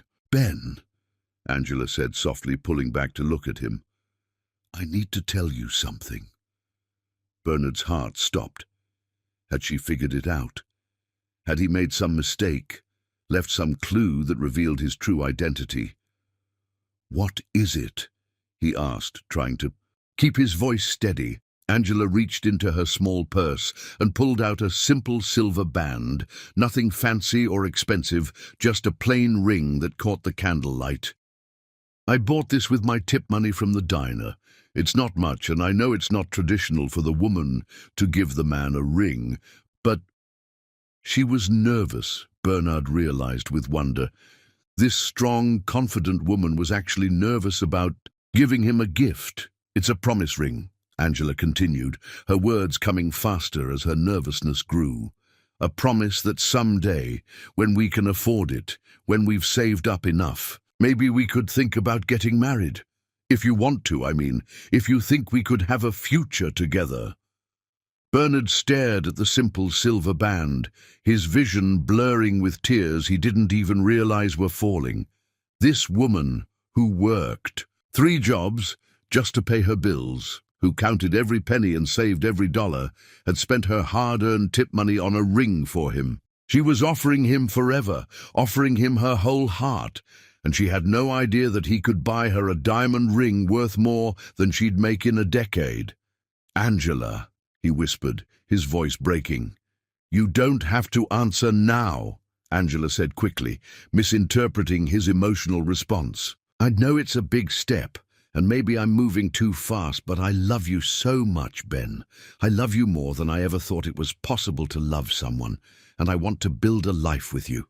I want to have your children and grow old with you. And Bernard silenced her with a kiss that was desperate and passionate and full of every emotion he couldn't put into words. When they broke apart, he was crying openly, and Angela looked confused and worried. Yes, he said fiercely. Yes to all of it. Yes to forever. Yes to marriage. Yes to children. Yes to growing old together. Yes to everything you're offering me, because you're offering me a life I never knew I wanted. Until I met you. Angela's face lit up with joy as she slipped the ring onto his finger. It was too small for his ring finger, so she put it on his pinky, laughing through her own tears. It fits, she said with wonder. It actually fits. It's perfect, Bernard said, looking down at the simple band that meant more to him than every expensive piece of jewelry he'd ever owned. You're perfect. They made love under the stars with a passion that bordered on desperate, both of them, crying with the intensity of their connection. Bernard worshipped Angela's body with his hands and mouth, memorizing every curve, every sensitive spot, every sound she made when he touched her just right, when she moved above him, silhouetted. Against the star-filled sky, he thought he might die from the sheer beauty of it. I love you, Angela gasped as they moved together, her hands braced on his chest, her hair falling around them like a curtain. I love you so much it feels like my heart might burst. I love you too, Bernard replied, pulling her down for a kiss that tasted like promises and forever. I love you more than life itself. Afterward, they lay tangled together on the blanket, both covered in rose petals, watching the stars wheel overhead.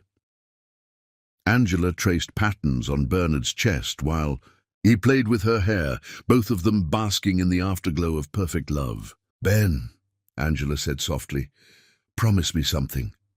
Anything. Promise me that no matter what happens, no matter what challenges we face, we'll always be honest with each other. No secrets, no lies, just truth between us. Bernard's heart shattered. Here she was, asking for the one thing he couldn't give her, the one promise he'd already broken beyond repair. I promise, he lied, the words tasting like ash in his mouth. No secrets, no lies, just truth. Angela smiled and kissed him softly, satisfied with his promise, not knowing that he was already drowning in deception. As she drifted off to sleep, in his arms, Bernard stared up at the stars and tried to figure out how he was going to keep the promises he'd just made. The ring on his pinky felt like both a blessing and a curse. It represented everything he'd ever wanted. Real love, genuine connection, a future with the woman of his dreams. But it also represented the enormous lie he was living, the web of deception that grew more complex every day. Looking at Angela's peaceful face in the candlelight, Bernard made a decision. Somehow, some way, he would find a way to make this real. He would find a way to tell her the truth without losing her, to bridge the gap between Ben and Bernard, to become worthy of the love she was offering him, because the alternative, losing her, was no longer an option. She had become essential to his existence, as necessary as breathing, as vital as his heartbeat.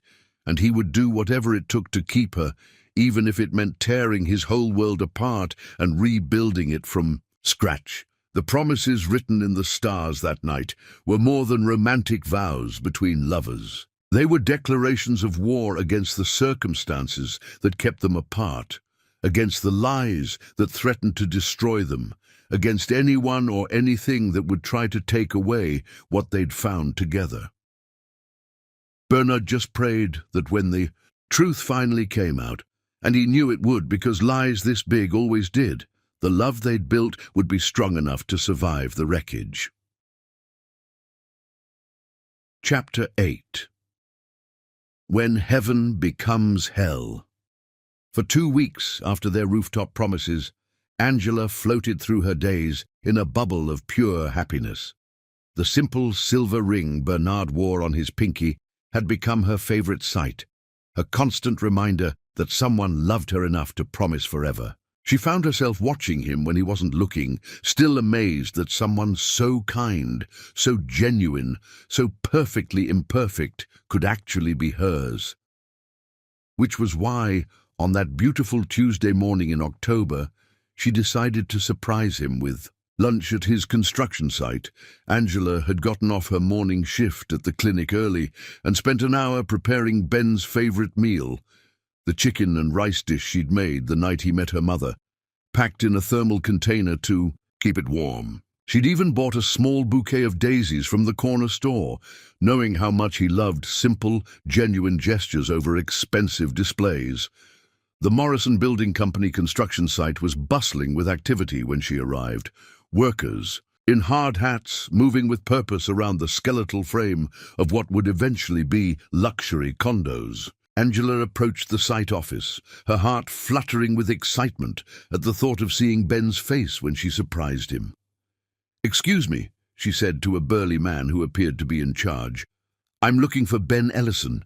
He's the foreman." "Here?" The man looked confused. "Ben Ellison? Lady, I've been working this site for 6 months. There's no Ben Ellison here. You sure you got the right construction company?" Angela's smile faltered. "Morrison Building Company, right? Ben said he's been working here for 5 years. Medium height, brown hair, really kind eyes." "Sorry, sweetheart. No one by that description works here. You might want to check the office down the street. Sometimes people get the companies mixed up." A cold dread began to settle in Angela's stomach as she walked away from the construction site. There had to be an explanation. Maybe Ben worked at a different site, maybe he'd changed companies recently and forgotten to mention it maybe, but even as she tried to rationalize it, Angela knew something was terribly wrong. Ben was meticulous about details, especially about his work. He wouldn't make a mistake about something so basic. Fighting back panic, Angela decided to wait and observe. Ben had said he got off work at 5. She would wait and see if he showed up. She positioned herself at a coffee shop across the street with a clear view of the construction site, nursing a cup of coffee that grew cold while she watched for any sign of the man she loved. By 6 o'clock, Angela's denial crumbled into sick certainty. Ben wasn't coming because Ben didn't work there. Ben had lied about his job, which meant he'd probably lied about everything else. The realization made her physically ill, memories of her mother's warnings echoing in her head. Rich men lie, Angela. They lie as easily as breathing, and they're so good at it that you believe them even when part of you knows better. With shaking hands, Angela pulled out her phone and did something she should have done months ago. She Googled Ben Ellison. The search results were sparse, mostly social media profiles of people who clearly weren't her Ben. But when she searched Bernard Ellison, the world tilted sideways. Headlines screamed from her phone screen. Billionaire CEO Bernard Ellison announces new development project. Ellison Industries reports record quarterly profits.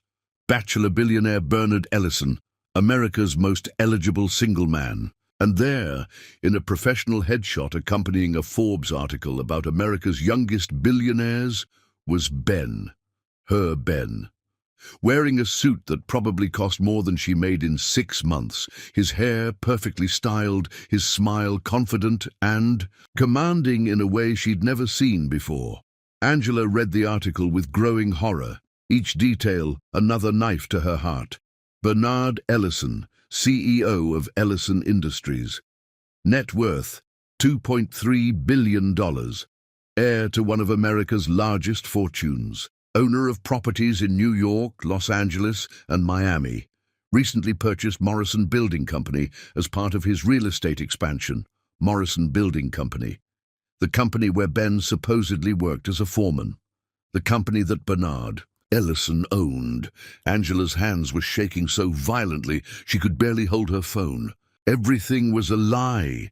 Everything. His job, his apartment, his struggles with money, his understanding of what it meant to live paycheck to paycheck. All of it was an elaborate fiction designed to deceive her. But why?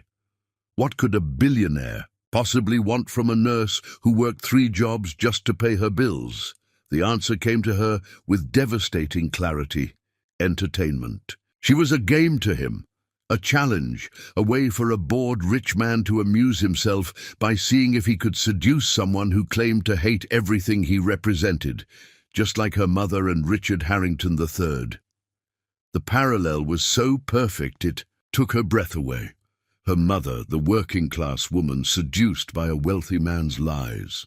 The promises, the declarations of love, the careful manipulation designed to make her believe she was special, that she was different, that she was loved for who she was, rather than what she could provide. Angela stumbled out of the coffee shop and somehow made it to her car before breaking down completely. She sobbed until her chest ached, until she had no tears left, until the pain transformed into something harder and more dangerous: rage. She was going to confront him. She was going to look Bernard Ellison in the eye and let him know exactly what she thought of his little game. But first, she needed to see the extent of his deception for herself. The drive to downtown took 45 minutes, during which Angela's shock gave way to a cold, burning anger that felt like swallowing acid. By the time she pulled up in front of the gleaming glass tower that housed Ellison Industries, she was operating on pure fury. The building was everything she'd expected: marble floors, crystal chandeliers, the kind of ostentatious wealth that screamed power and privilege. Angela felt underdressed in her simple nurse's uniform, but she held her head high as she approached the reception desk. "I'm here to see Bernard Ellison," she said, surprised by how steady her voice sounded. The receptionist looked her up and down with barely concealed disdain. "Do you have an appointment? Tell him Angela Morris is here to see him. He'll want to see me." After a whispered phone call, the receptionist's attitude changed to professional courtesy. "Mr. Ellison will see you now, 38th floor, corner office." The elevator ride felt like ascending to her own execution. Angela watched the numbers climb, each floor taking her further from the world she knew and deeper into the realm of wealth and power that had destroyed her family once before. The elevator opened onto a reception area that probably cost more than most people's houses. Floor-to-ceiling windows offered a breathtaking view of the city, and Angela realized with sick irony that she was looking down on the neighborhood where she lived, where Ben had pretended to struggle alongside her. "Ms. Morris," a perfectly groomed assistant appeared. "Mr. Ellison is waiting for you." The corner office was obscenely large, dominated by a massive desk and surrounded by windows that made the city look like a toy set. And there, standing with his back to her looking out at his empire, was the man she'd thought she knew. "Hello, Angela," Bernard said without turning around. His voice was different, more polished, more controlled, lacking the warmth and slight roughness she'd come to love. When he finally turned to face her, Angela saw a stranger wearing her beloved's face. Gone was Ben, the construction worker. In his place stood Bernard Ellison, billionaire CEO, wearing a suit that cost more than her rent, his hair perfectly styled, his posture radiating the kind of confidence that only came from having unlimited power. "You lied to me," Angela said, her voice barely above a whisper, "about everything." "Angela, let me explain." "Explain what?" The words exploded out of her with all the force of her shattered heart.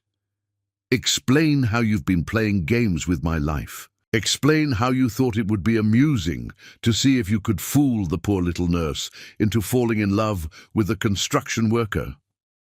"It wasn't like that," Bernard said, moving toward her with his hands raised as if approaching a wounded animal. "I never meant for it to go this far. I never meant to fall in love with you." "Fall in love with me?" Angela laughed, but there was no humor in it, only pain so deep it felt like dying. You don't even know me. You fell in love with the idea of slumming it with someone beneath your station. You fell in love with your own performance. That's not true, Bernard said desperately. What we have is real, Angela. My feelings for you are real. Real. Angela pulled the promise ring from her purse. The simple silver band she'd bought with her tip money, the symbol of everything she'd thought they were building together. This ring cost me 3 weeks of tips. 3 weeks of 12-hour shifts, of smiling at customers who treated me like garbage, of walking to work because I couldn't afford gas. And you probably spend more than that on a single lunch. She threw the ring at him, watching it bounce off his expensive suit and fall to the marble floor with a tiny, meaningless sound. You want to know what's real? Angela continued, her voice growing stronger with each word. What's real is that you're exactly like him, exactly like Richard Harrington III, the man who destroyed my mother's life. You're the same kind of predator who gets off on making poor women believe they're special, that they're loved, that they matter. I'm nothing like him, Bernard said, his face pale. Angela, please, you have to listen to me. No, I don't, Angela shot back. I don't have to listen to another word from your lying mouth. You want to know the really funny part? I actually believed you understood me. I thought you got what it was like to struggle, to worry about money, to work hard for everything you have. But you were just playing dress-up, weren't you? Playing poor, like it's some kind of costume you can take off when you get bored. Everything I felt for you was real, Bernard said, his voice breaking. Every moment we spent together, every time I told you I loved you. Stop, Angela whispered, pressing her hands to her ears. Just stop. I can't bear to hear any more. Lies! She turned toward the door, needing to escape before she broke down completely in front of him. But Bernard's voice stopped her. Angela, wait, please, give me a chance to make this right. She turned back to look at him one last time. This man who had been everything to her just an hour ago. Now he looked like what he'd always been, a stranger wearing the face of her dreams. Make it right. Angela's voice was quiet, deadly. You want to make it right? Then go back to your world of private jets and board meetings and leave people. Like me alone. Stop playing games with hearts you don't understand and lives you'll never have to live. She paused at the door, needing to say one more thing, needing to make sure he understood exactly what he'd done to her. You know what the worst part is, Bernard? It's not that you lied to me about who you are. It's that you made me believe in love again. You made me think that maybe my mother was wrong, that maybe there were good men in the world who could love someone for who they are instead of what they can provide. You gave me hope, and then you crushed it. Angela's voice broke. On the last words, tears finally spilling over, despite her determination not to cry in front of him. I hope your money keeps you warm at night, she said, her voice barely audible, because love never will again. She walked out of his office, out of his building, out of his life, leaving Bernard standing alone among the ruins of everything that had ever meant anything to him. The promise ring lay forgotten on the marble floor, a tiny circle of silver that had once represented forever, but now looked as meaningless as everything else in his expensively empty world. As Angela drove home through the city streets, she felt like she was dying from the inside out. The man she'd loved didn't exist. Ben had never existed. He was just a character Bernard Ellison had played, a role he'd performed so convincingly that she'd given him her whole heart. And now she had to figure out how to live with the pieces of what was left. Chapter 9. Beautiful Destruction.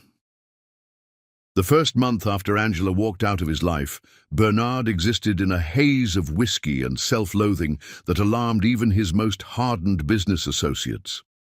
The man who had once commanded boardrooms, with surgical precision now sat through meetings in expensive suits that hung loose on his rapidly shrinking frame, his eyes hollow and unfocused, making reckless decisions. His penthouse apartment became a monument to his destruction. Empty bottles of premium scotch lined the kitchen counter like soldiers of his despair. He hadn't shaved in weeks, hadn't eaten a proper meal since the day Angela threw her promise ring at his feet and walked out forever. The ring. Bernard kept it in his jacket pocket now. The simple silver band that had cost her 3 weeks of tips but meant more to him than every expensive piece of jewelry he'd ever owned.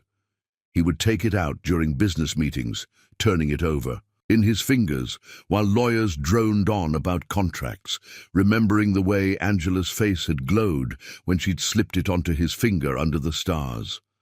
His assistant, Margaret, had stopped trying to manage his schedule. Half the time he didn't show up anyway, and when he did, he was usually drunk enough that she had to make excuses about his illness.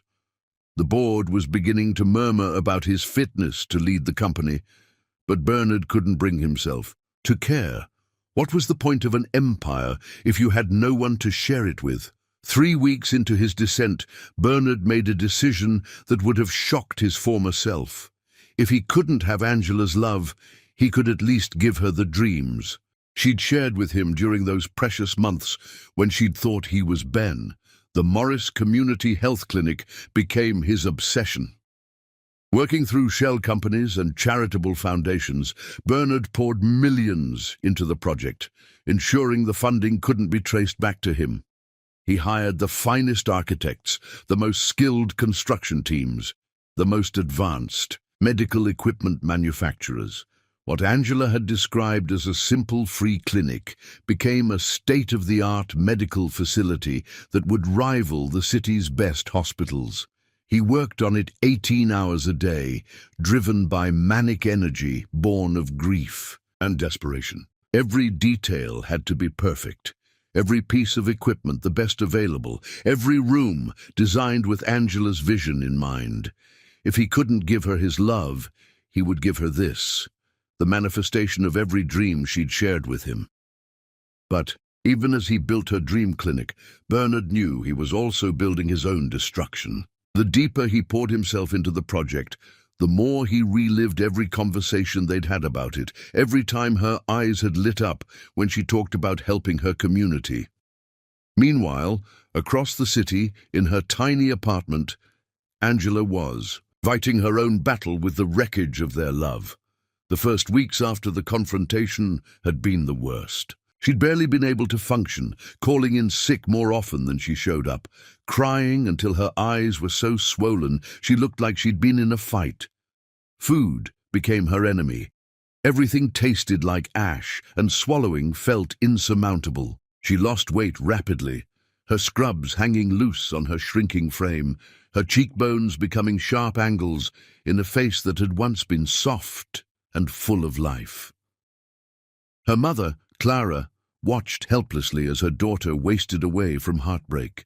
She'd seen Angela hurt before, disappointed by jobs, frustrated by financial struggles, exhausted by the constant battle to make ends meet.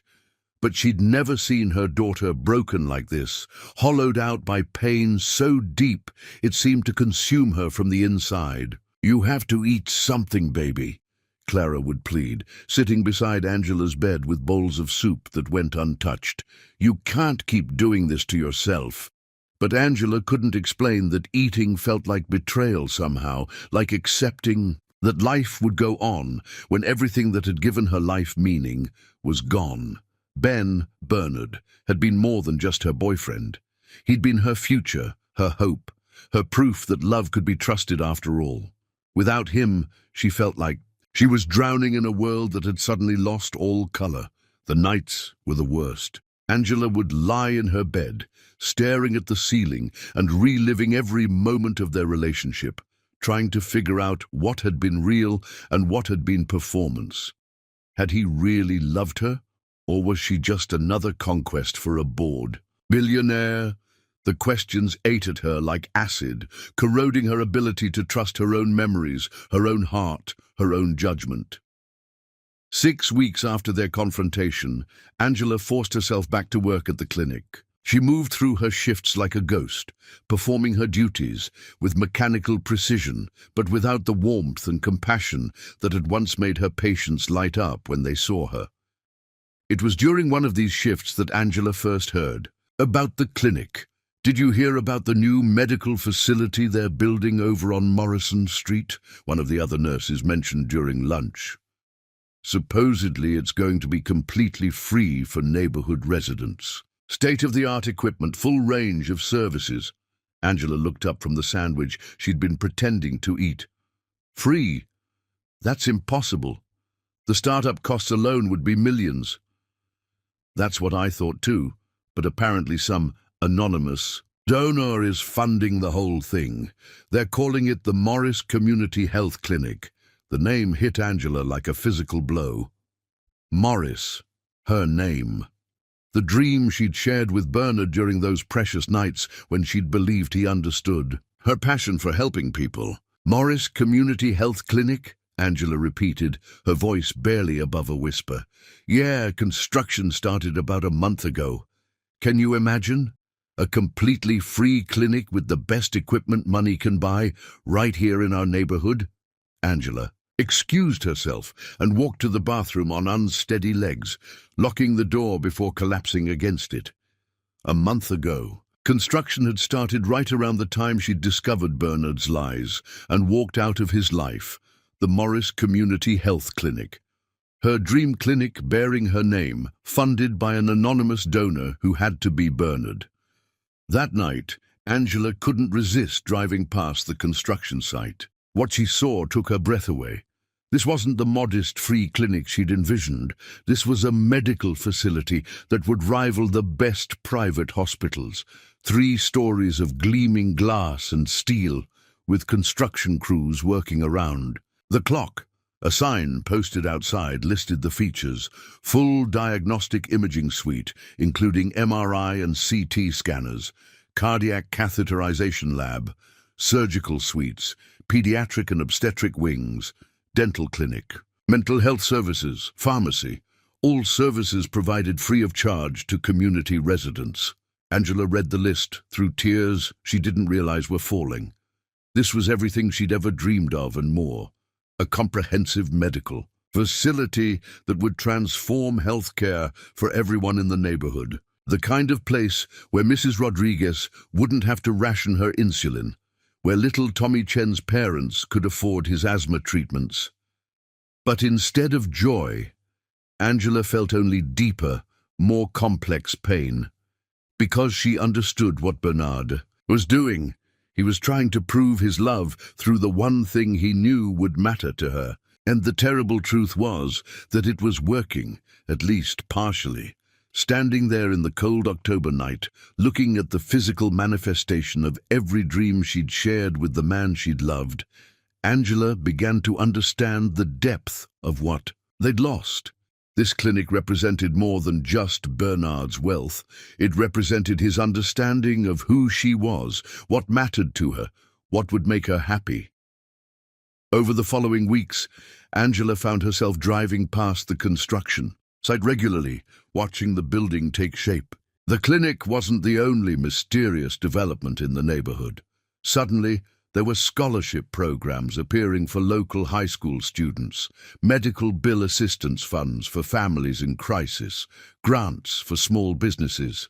Someone with vast resources was quietly transforming the entire community, and Angela began to understand something that made her heart ache. Bernard hadn't just been pretending to care about her neighborhood.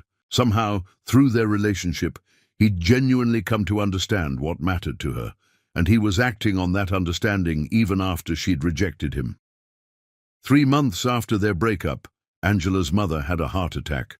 Clara collapsed. At work, clutching her chest as pain radiated down her left arm. She was rushed to the private cardiac center across town that had the best heart specialists in the city. Angela arrived to find her mother already in surgery, having received immediate comprehensive care that their insurance should never have covered. The cardiac surgeon who met with her afterward was one of the most renowned in the country. "Your mother is very lucky," the surgeon told Angela. "We were able to clear the blockage and insert 3 stents. She should make a full recovery, but she'll need ongoing cardiac rehabilitation." "Doctor," Angela said carefully, "I need to ask about the cost. Our insurance has very limited coverage for this kind of procedure." The surgeon looked confused. "There's no cost to you, Ms. Morris. Everything is covered by a medical assistance fund that was established specifically for cases like your mother's. All her future cardiac care will be covered as well." Angela felt the ground shift beneath her feet. She knew, with absolute certainty, who had established that medical assistance fund. That night, sitting beside her mother's hospital bed and watching the monitors that showed Clara's strong, steady heartbeat, Angela finally allowed herself to confront the truth she'd been avoiding for months. Bernard Ellison had hurt her terribly by lying about who he was, but everything he'd done since she'd walked out of his life suggested that his love for her had been real, even if his identity hadn't been. He was using his vast wealth not to win her back.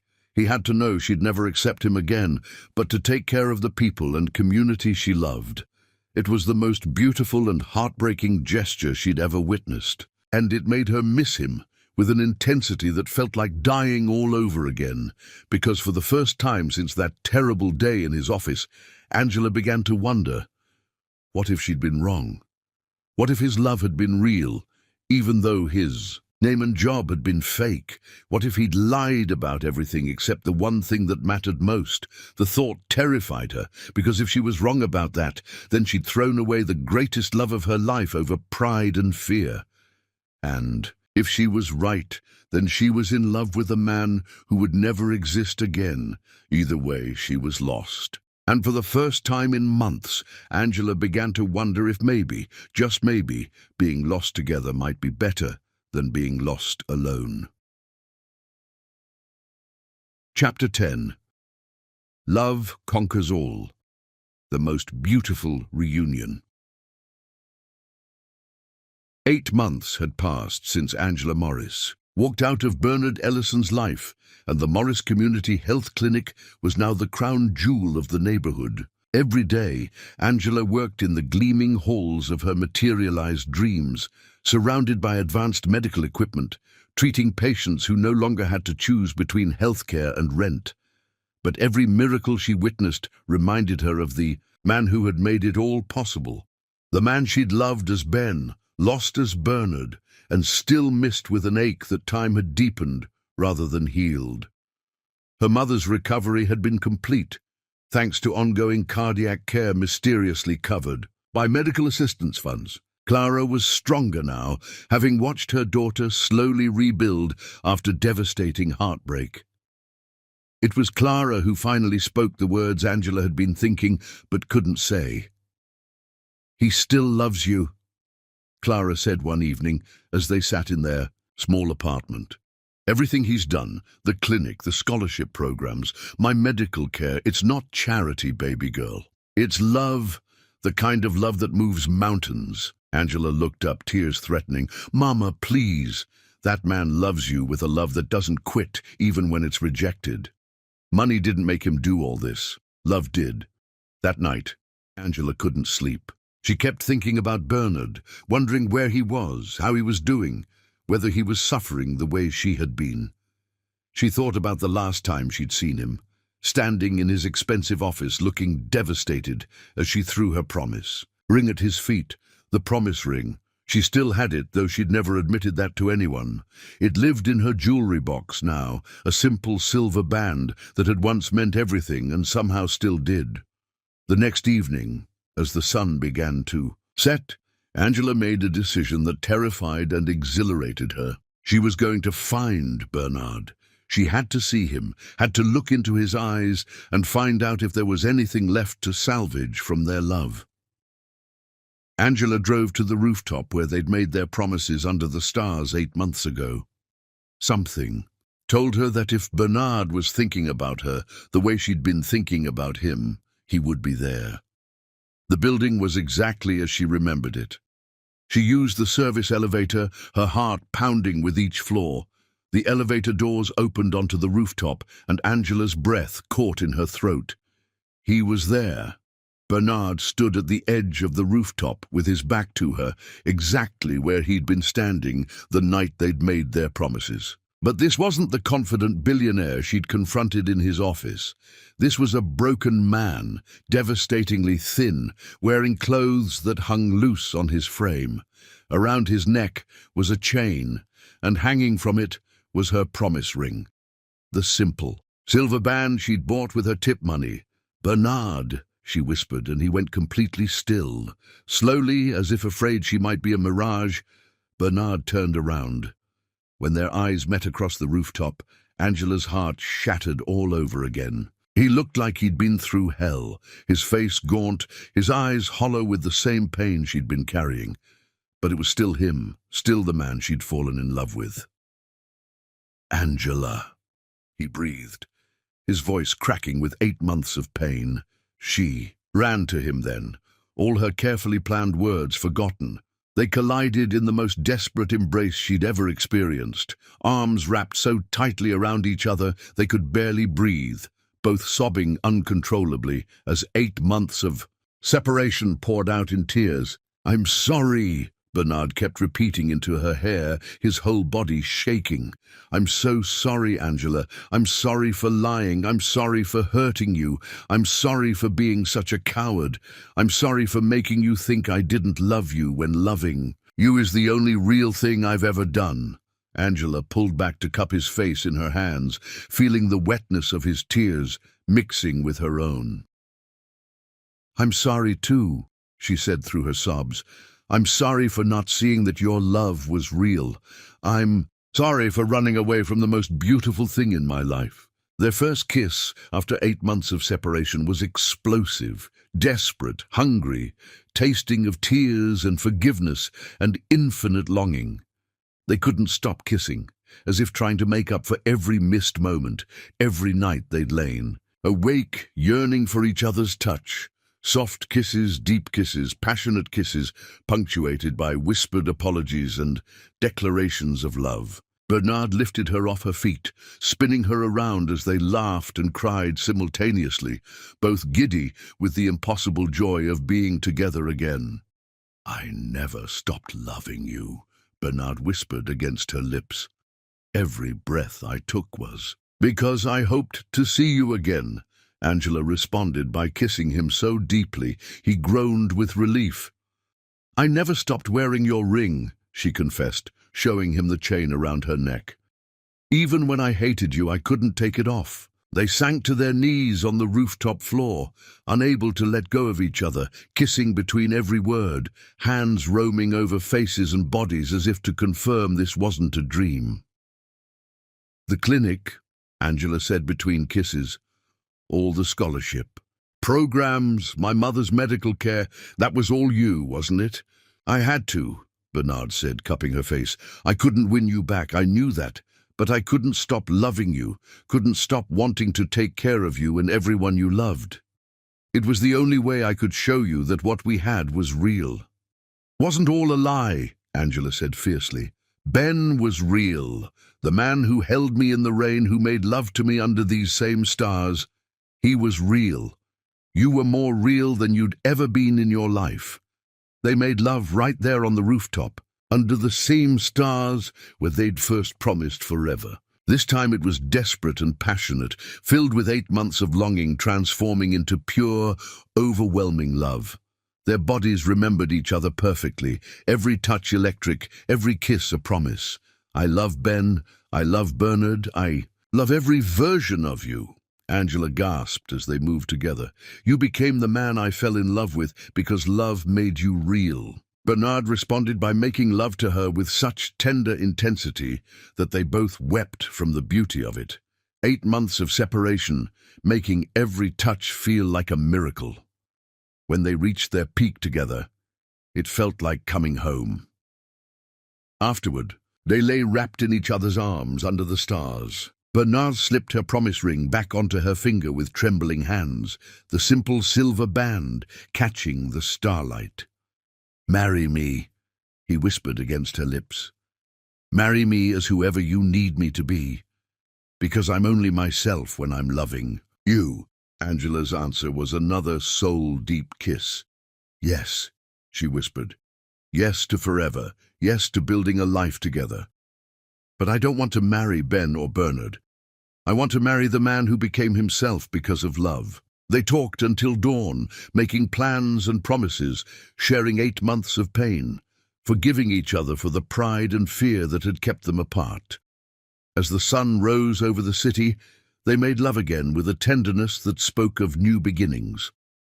6 months later, their wedding took place in the community center Bernard had built next to the Morris Community Health Clinic. The entire neighborhood was invited, patients whose lives had been saved, families who'd benefited from scholarship programs, children who played in the mysteriously funded new park.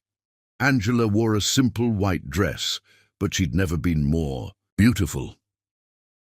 Bernard wore the silver promise ring on a chain around his neck, visible beneath his shirt, a reminder of where their love had begun, as they danced to the same jazz song that had played in his tiny apartment during their first real date, both crying tears of joy. The whole community witnessed a love story that proved love could conquer lies, wealth, fear, and even the deepest betrayal when it was real enough to transform souls and move mountains.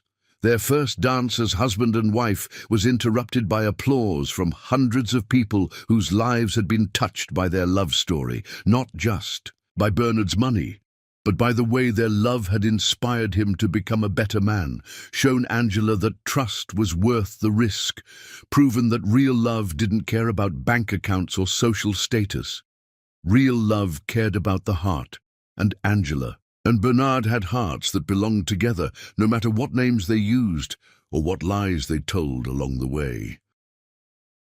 Years later, when they told their children how they met, they would speak of the lies that nearly destroyed them and the love that saved them both. They would talk about honesty and forgiveness, about how sometimes the best things in life come, disguised as the worst mistakes. But mostly, they would talk about love, the kind that doesn't quit, doesn't give up, doesn't accept defeat. The kind that builds clinics and funds dreams and forgives terrible mistakes because it sees the person behind the lies, the heart behind the fear, the truth behind the deception. The kind of love that conquers all, even when all seems lost. And in the end, that was the only truth that mattered.